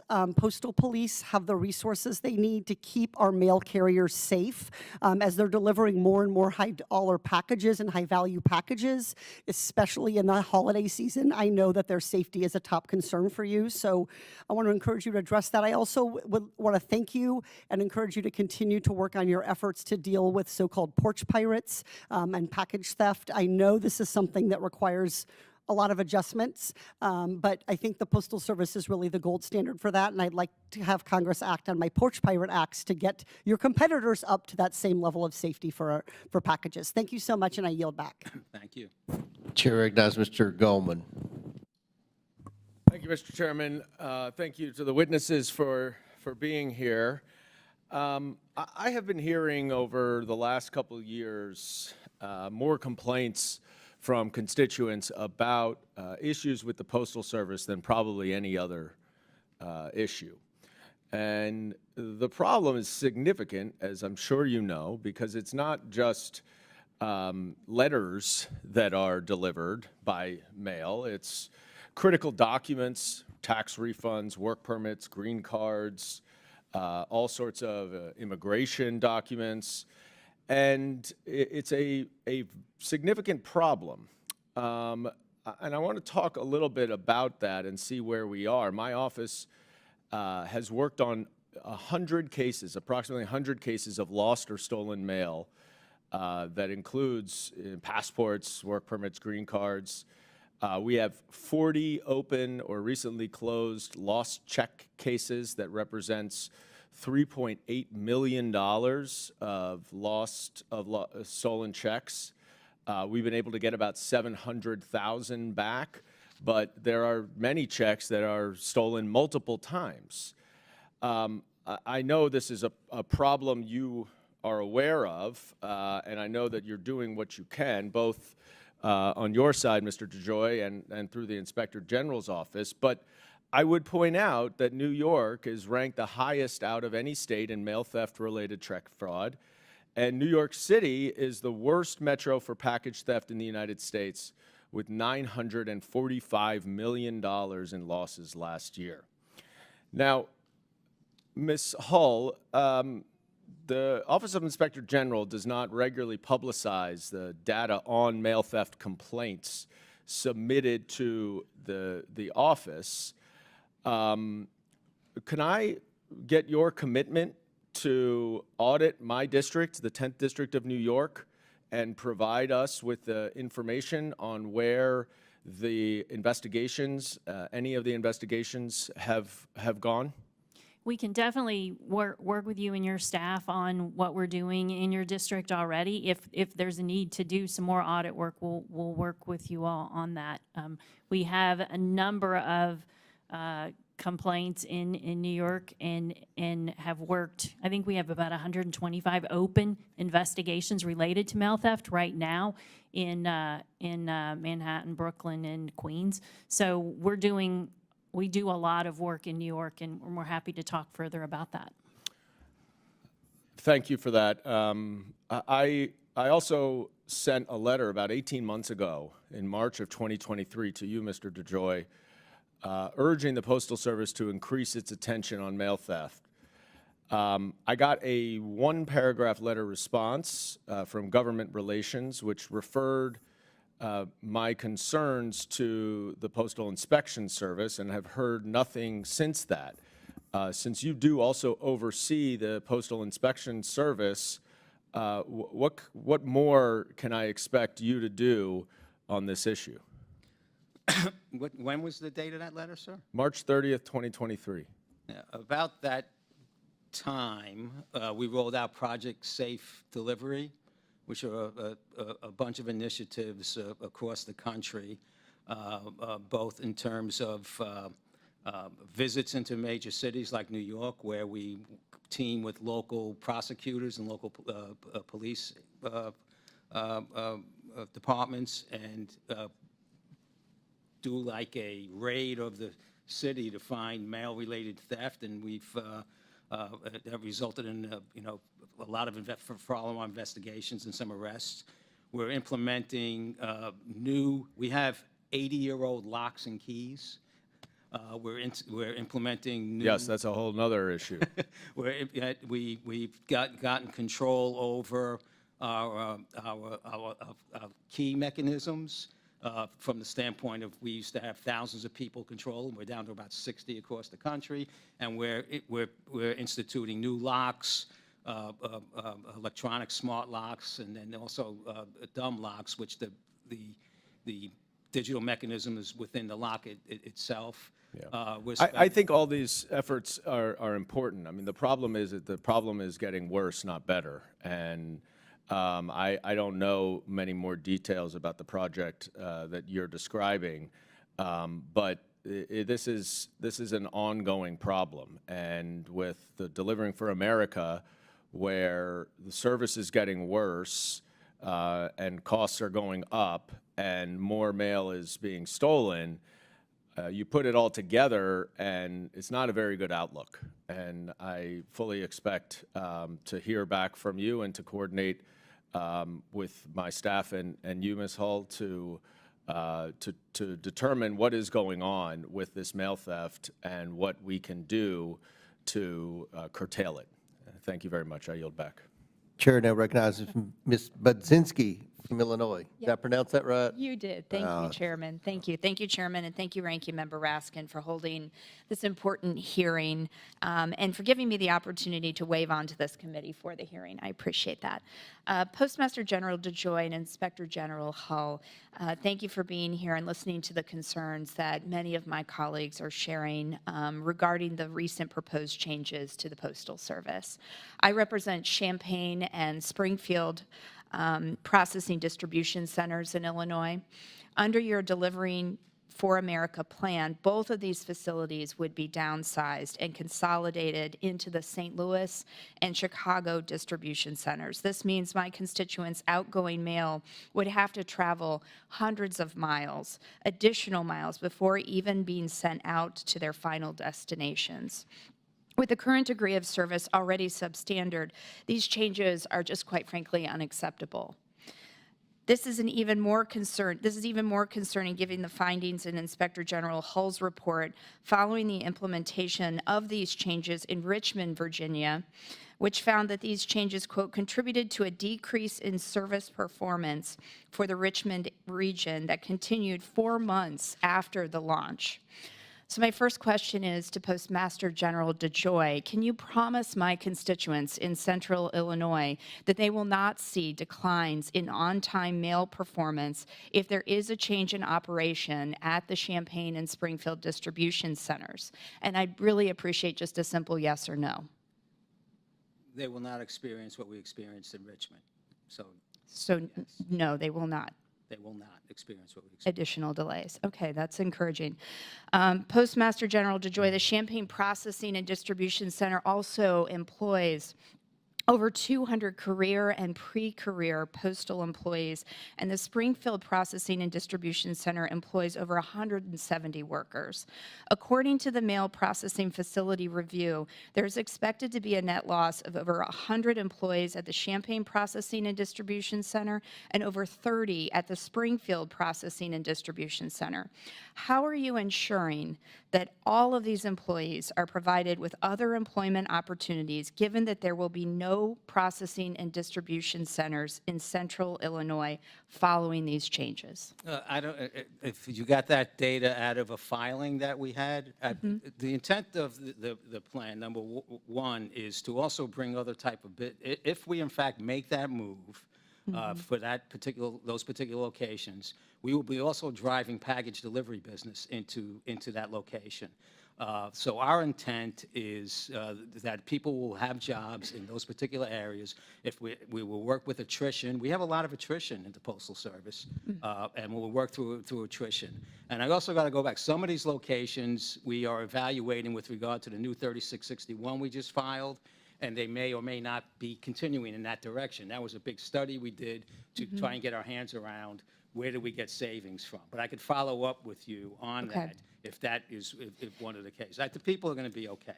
Yeah, I think that is one of my bigger concerns is these employees and making sure that they can stay within their areas that they're working, and that is the true commitment that they have, that they don't have to be concerned about their employment situations. We're very, I've been very, very committed to that since I walked in the door to make the right moves as we're making this transition so people feel secure in their jobs, which is why I converted a lot of people to full-time. Okay. I also wanted to talk about Postmaster General DeJoy, your regional transportation optimization plan as well. As you know, if enacted, this plan would limit the number of times post offices located more than 50 miles away from a regional processing and distribution center have their outgoing mail picked up to just one time per day. The Postal Service has admitted that these changes will create up to 24 hours of additional delays for predominantly rural regions, and that's particularly the region that I represent in downstate Illinois. In the third quarter of the last fiscal year, on-time delivery rates for 3 to 5 day first-class mail in downstate Illinois was only 68%. Given that 1/3 of my constituents are already getting their mail late, how can you justify further delaying their mail simply because they don't live within a 50-mile area of a larger city? Well, we need to reshape the Postal Service because we're losing a lot of money. There was 59 billion pieces of single-piece first-class mail in 1999. There's less than 12 now, and it's going down.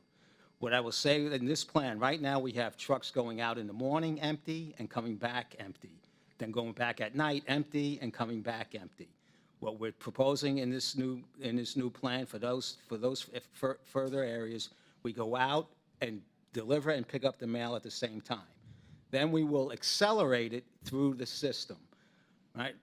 90% of the mail throughout the nation, especially on delivery going into these areas, will be accelerated. It's just this pickup of single-piece first-class mail that will be delayed tops 24 hours in so it's 2 day might go to 3 day, 3 day might go to 4 day, 4 day might go to 5 day, but nothing's going beyond the 5 days because we'll fly it or do something else. I think it's all these decisions are tough. Where do we get that we can stop tens of thousands of trucks running around empty throughout the nation by doing this? And then in some of these areas, like your area where it's remote, but it's got population and has package business in and out, We articulate the worst of the situation.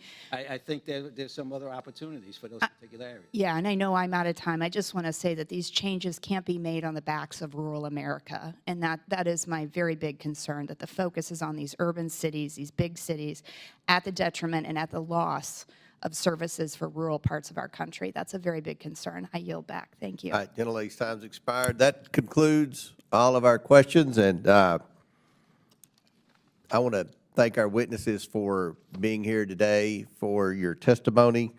Ranking Member Raskin and I are going to skip closing statements in lieu of votes being called a couple of minutes ago, but we had several members, I know Ms. Norton and Ms. Crockett, that had additional questions we're going to send to you. Ms. Hull, I know we have questions for you as well. As you can see, everyone cares about the Postal Service. We want to see the Postal Service be successful and efficient.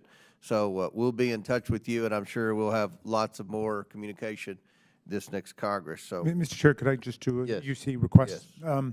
Let's see, several here. I ask unanimous consent to enter the record statement from Chuck Mullador, the Executive VP of the National Association of Postal Supervisors, a statement from Kevin Yoder at Keep Us Posted, and a statement from Marie Hobson Clark from the Envelope Manufacturers Association providing comments on the status of the Postal Service.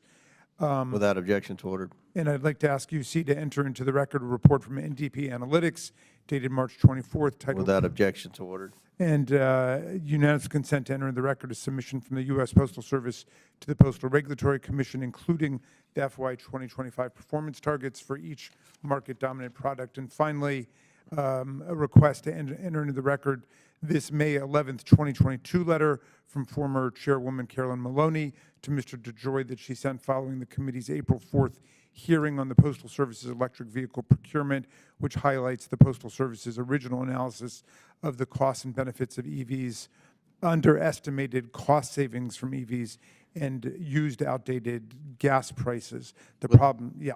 Without objection to order. Without objection, all members will have 5 legislative days within which to submit materials and submit additional written questions for the witnesses, which we will have, and we will forward those to you all for your response. If there's no further business, without objection, the committee stands adjourned. Thank you.